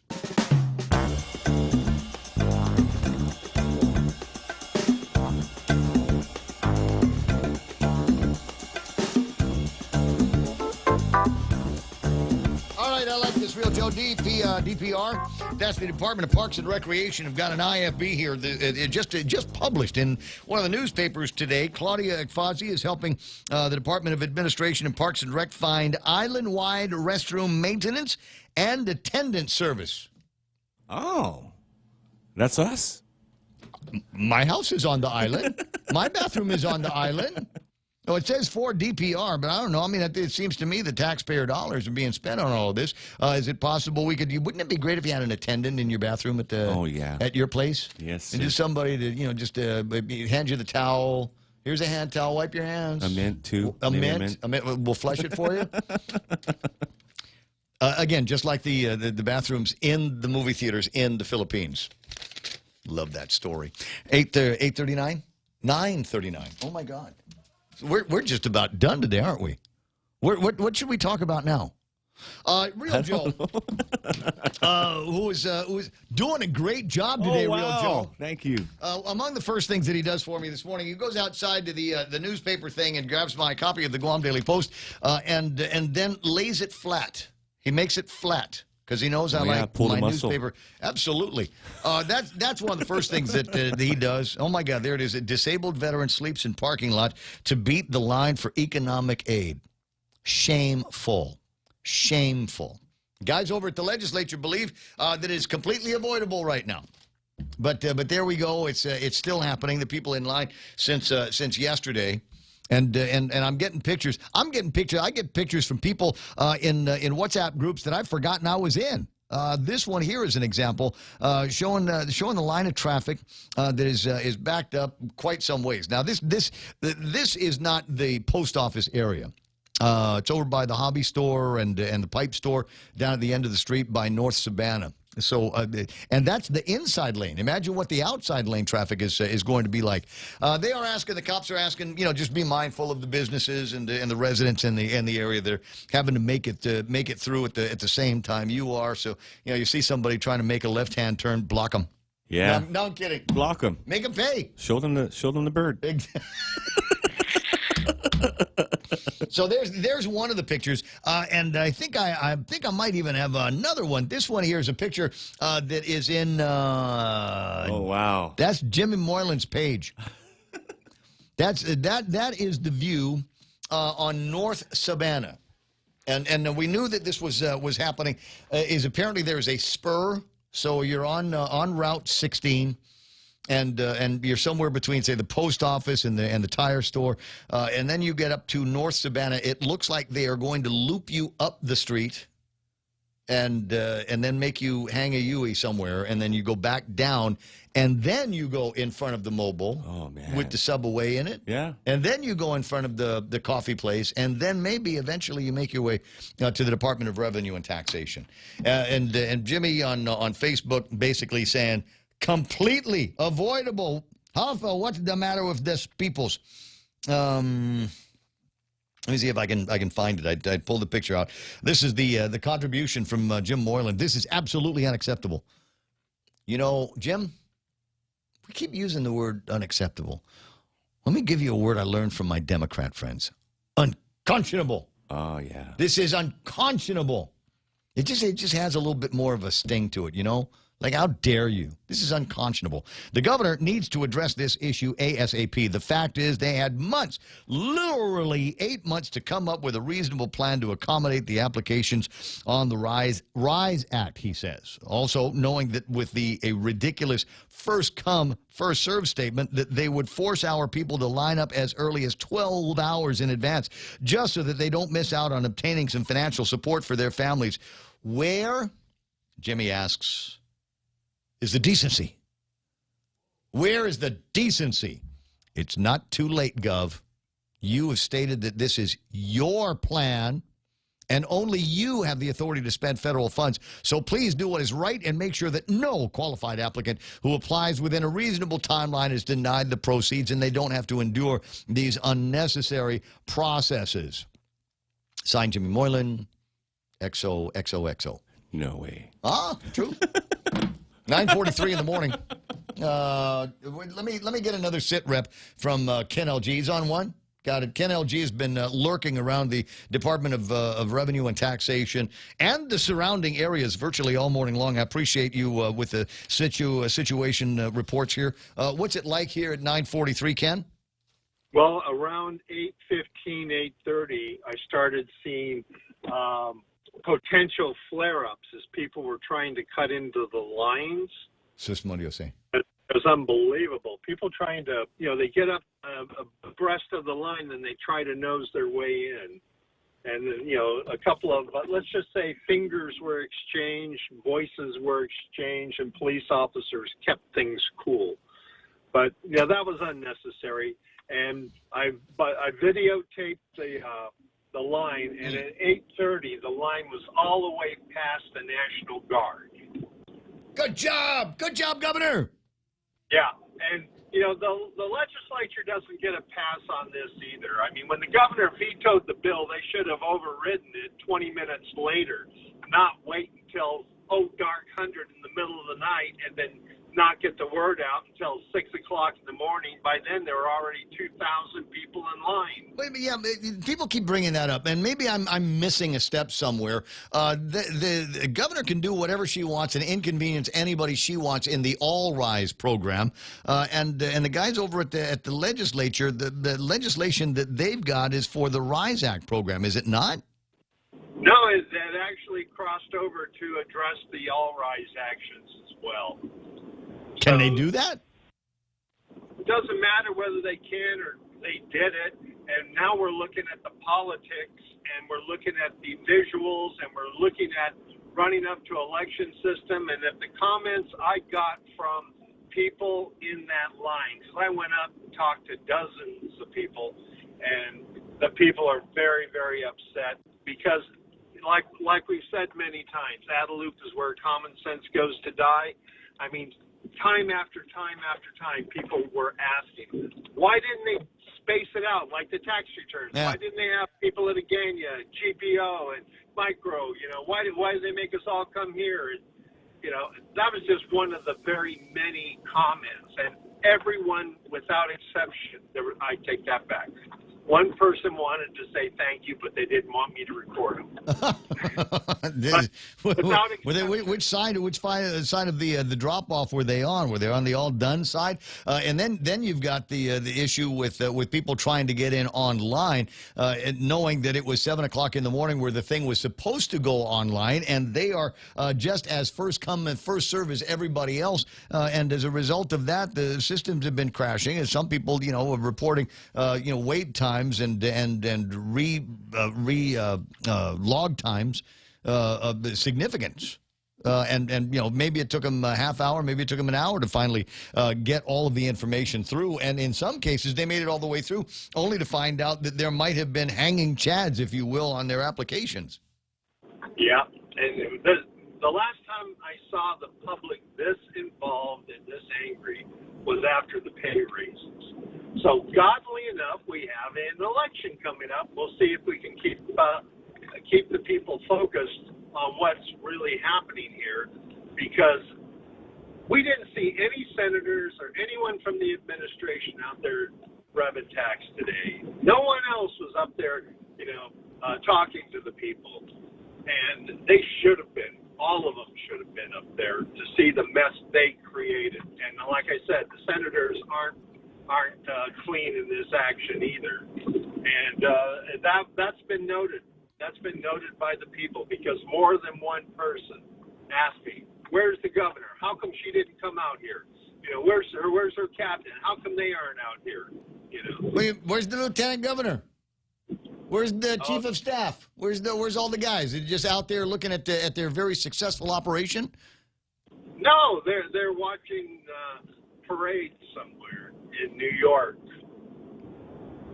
Cha-cha slide. They're over there trying to get the UNPO and the UN to save us from all this money that the federal government is forcing Lou to take. 9:48 in the morning. Well, it is what it is, and I don't know that there's a whole lot of comfort that we're bringing to people that are stuck in line right now, wondering what the heck is there going to be something that happens here today. I was just looking over my notes at my WhatsApp here to see if there was anything coming in from the guys over at the governor's office that would give them some kind of guidance on what it is that they're supposed to be doing. But I'm not seeing a whole heck of a lot here right now. The only words that they're saying out right now is "let them eat cake." Yeah, I think I've got a video of somebody that's actually trying to make a U-turn on Route 16 just before you get to revenue and taxation. And I'm hesitant to bring the audio up on this. But the good news is, yeah, they cut in line and they were caught by the police. Yeah. Oh, yeah. Oh, I'm gonna play this. I'm gonna play this up on the screen. Real Joe, we'll get it up on the video so everybody can see it. I won't play the audio because, like I said, it is possible. I don't know. I got it from Mark Cruz, and it's possible that there might be some colorful, salty language in there. What you're seeing here is a car making a U-turn from the center lane, trying to cockroach their way into the line that gets you to the Department of Revenue and Tax, even though there might be people behind that red car that have been in line since 8 o'clock last night. And so the car's driving down the road, and here comes the man! Comes the Guam Police Department, bang, bang, matayao! Oh, wait, there's no shots fired. I think... But it looks like clearly there's going to be some kind of a lecture here, and I'm sorry, you have to get out of the line and go back behind Commercial Tire, and that's how you're going to get in. It's just the idea that we're putting people in this situation. A, B, the idea that the police department now, which has got other more important things to do, is providing cover for people that are cutting in line in traffic in front of the Department of Revenue and Taxation, as though there were no other crimes taking place on Guam today. The priority here for everything is to ensure that everybody is playing nice on the road at Route 16. Yeah, well, the police had their hands full starting at 5 o'clock in the morning, because at 5 o'clock in the morning, there were several attempts at cockroaching, and the police were on it. The police prevented a number of discussions that were getting heated from getting more than heated, and they deserve a lot of credit. They've been very vigilant. I saw them catch a number of attempted cockroaches. So my hat's off to the heart. And not only that, but the people at Rev and Tax. The people at Rev and Tax are doing everything they can to move that line as fast as possible. And when you watch how fast they're moving those cars through there, my only regret is they didn't set up satellites, like one at Micro, one at GPO, one at Ganya shopping centers. Because if they'd done the same thing there, that would have brought the tensions way down and the stress levels. But wait a second. Hey. You're talking to somebody. You're talking to people that get their instructions from a bank president and nurse and a grandmother. Yeah. How dare you? I'll ask Dr. Wynn on that one. Peon, citizen, 9:52. I got to run. I'll talk to you pretty soon. You want to take your, all right, and again, I appreciate your time being out there. Dr. Ron McNish joins us after these. Top End Pest Control is who you call for all your pest control needs. Got a problem with roaches, ants, spiders, rodents, fleas, ticks, termites? No problem. They do it all. Top End Pest Control is a service-disabled, veteran-owned small business and HubZone certified, serving Guam since 2012. Call them today for a quote, 487-5657, or email topendpest@gmail.com. Check them out on Facebook at Top End Pest Control and give them a like. Top End Pest Control for all your pest control needs. Here at Guam Auto Spot, we have the best selection in Buick, GMC, Mitsubishi, and used cars. Like the 2021 Mitsubishi Mirage, as low as $127 per paycheck, 0 down. Or this 2021 Buick Encore, as low as $237 per paycheck, 0 down for 72 months. Call 478-AUTO to schedule a test drive or get pre-approved online at guamautospot.com. The secret name for tomorrow is Raul. 9:53 in the morning, 888-825-5888-TALK. Very interesting time to live and be a citizen here on Guam. I intend to hit the road before too much longer, but I intend to stay the hell away from Route 16 in the Department of Revenue and Taxation. And as the man points out, and for those of you that are new to Guam and have never heard the phrase cockroach, that is one of the ways that we refer to that. And it used to come back in the olden days when you get traffic. We'll see some of that on the roads today over by the governor's office. Is when the traffic funnels down to one lane. Now, we've never been really good at the zipper concept, even though it works faster. We really do need to work on that. But you get these guys, I saw that we were going to have to merge, so I pulled into the merge lane, and I just, being patient, waiting my time. And then here comes the jerk, and it's usually, like a Prius? Yeah, mostly. Yeah. But anyway, so and they come right on vegans. Bang, right in, and they go, okay, now you have to let me in. And you're going, you think you can cockroach on me? I'll fight you for the merge. It's a axe fight, bro. Don't even, I'm not looking at you. I'm just going straight. I'm not looking at you. And so it's those guys here. And unfortunately, we're also a very gracious people, as Dr. Ron McNitch knows. And we are more than you know what? We're generous, I think, for a lot of people, and just go, yeah, go ahead, go in front of me. It's okay. Hey, I know your dad. Go ahead. Hey, I know you're pretty. Go ahead. I'm just going to wave at you. But anyway, Dr. Ron McNitch is going to have the last word here today. Good morning, Doc. How you doing? Hey, how's the day, Ray? How's the day, Guam? Yeah, about 10 years ago, a little over 10 years ago, we studied line cutting with cars up at Sinahanya. And we studied that behavior pretty closely for a while. And, yeah, it's interesting. It's the same people over and over again.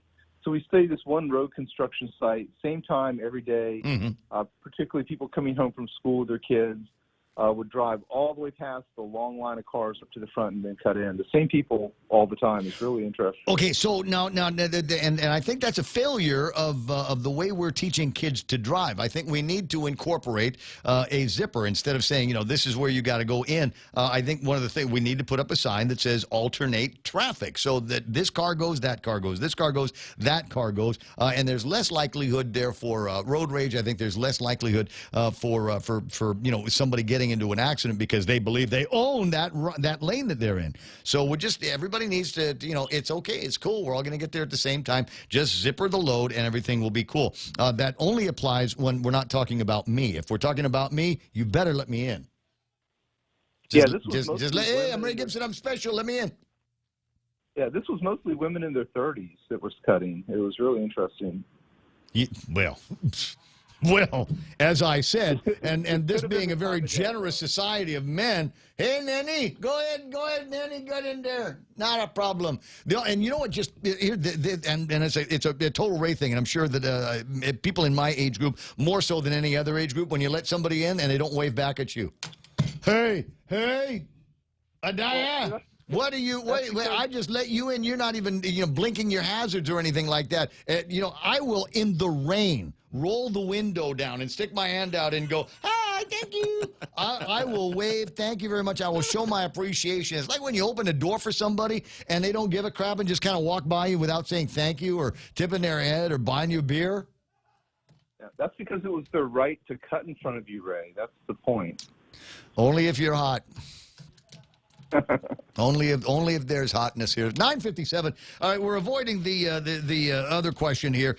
Is who's going to get the blame for this? Is this an extension of Lulian Guerrero's Afghanistan? No, I think part of it was just the large amounts of fraud with the other programs, and that they're afraid of, you know, people doing things electronically and flooding the system. Oh, come on, Ron! Come on! Get out of here. Look at that. We have thousands of people, and if they're not hung up on the road, they're hung up online. This is going to be the least productive day in the history of Guam since Lulian Guerrero has been elected governor of Guam. Everybody is trying to get through on the myguamtax.com and having varying degrees of success. And then you've got everybody else that's stuck in traffic, waiting to be among the first thousands that can get their applications in. First come, first serve. Come on, Ron. Which you have to turn in person.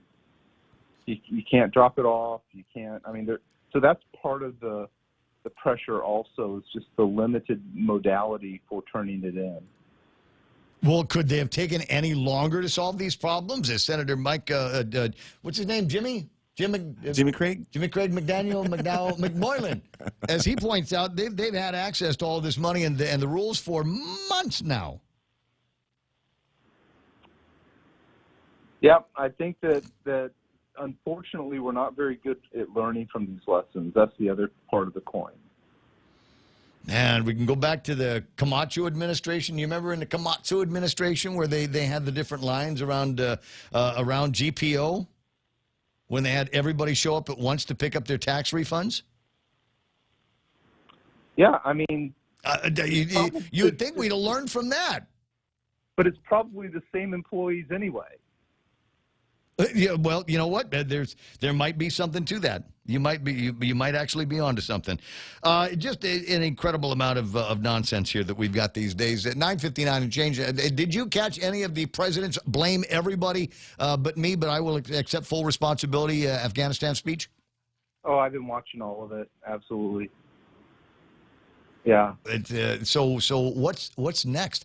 There's a growing chorus. I think there's 38 now among the representatives in Washington D.C. that are calling for his resignation or an impeachment. You think anything like that's going to happen? Well, even before he was sworn in, I didn't think he was going to last a year, Ray. I mean, we talked about that on the air. Yeah, I know. Well, here's the scary thing: is I don't think that Kamala Harris is equal to the task. That woman couldn't run a charcuterie. So that's where it's going to get to be scary. Hey, I gotta go because we got Fox News. I'll yak at you later. All right. Thank you, Ray. All right, appreciate it. 10 o'clock in the morning, KUSG Aganya. This is The Point. Defending his position to bring all U.S. troops home from Afghanistan. It was time to end this war. This is a new world. The terror threat has metastasized across the world, well beyond Afghanistan. He said he did not want the forever war to turn into a forever exit. As for the evacuation efforts, the president called it a success, noting about 120,000 Afghans got out. As for the 100 or so Americans who remain, President Biden said diplomatic and other efforts to get them out will continue. Cleanup efforts continue in Louisiana after Hurricane Ida slammed into the state over the weekend. Governor John Bel Edwards with a warning for residents impacted by the storm. Do not return here or elsewhere in southeast Louisiana until the Office of Emergency Preparedness tells you it is ready to receive you. The schools are not open. The businesses are not open.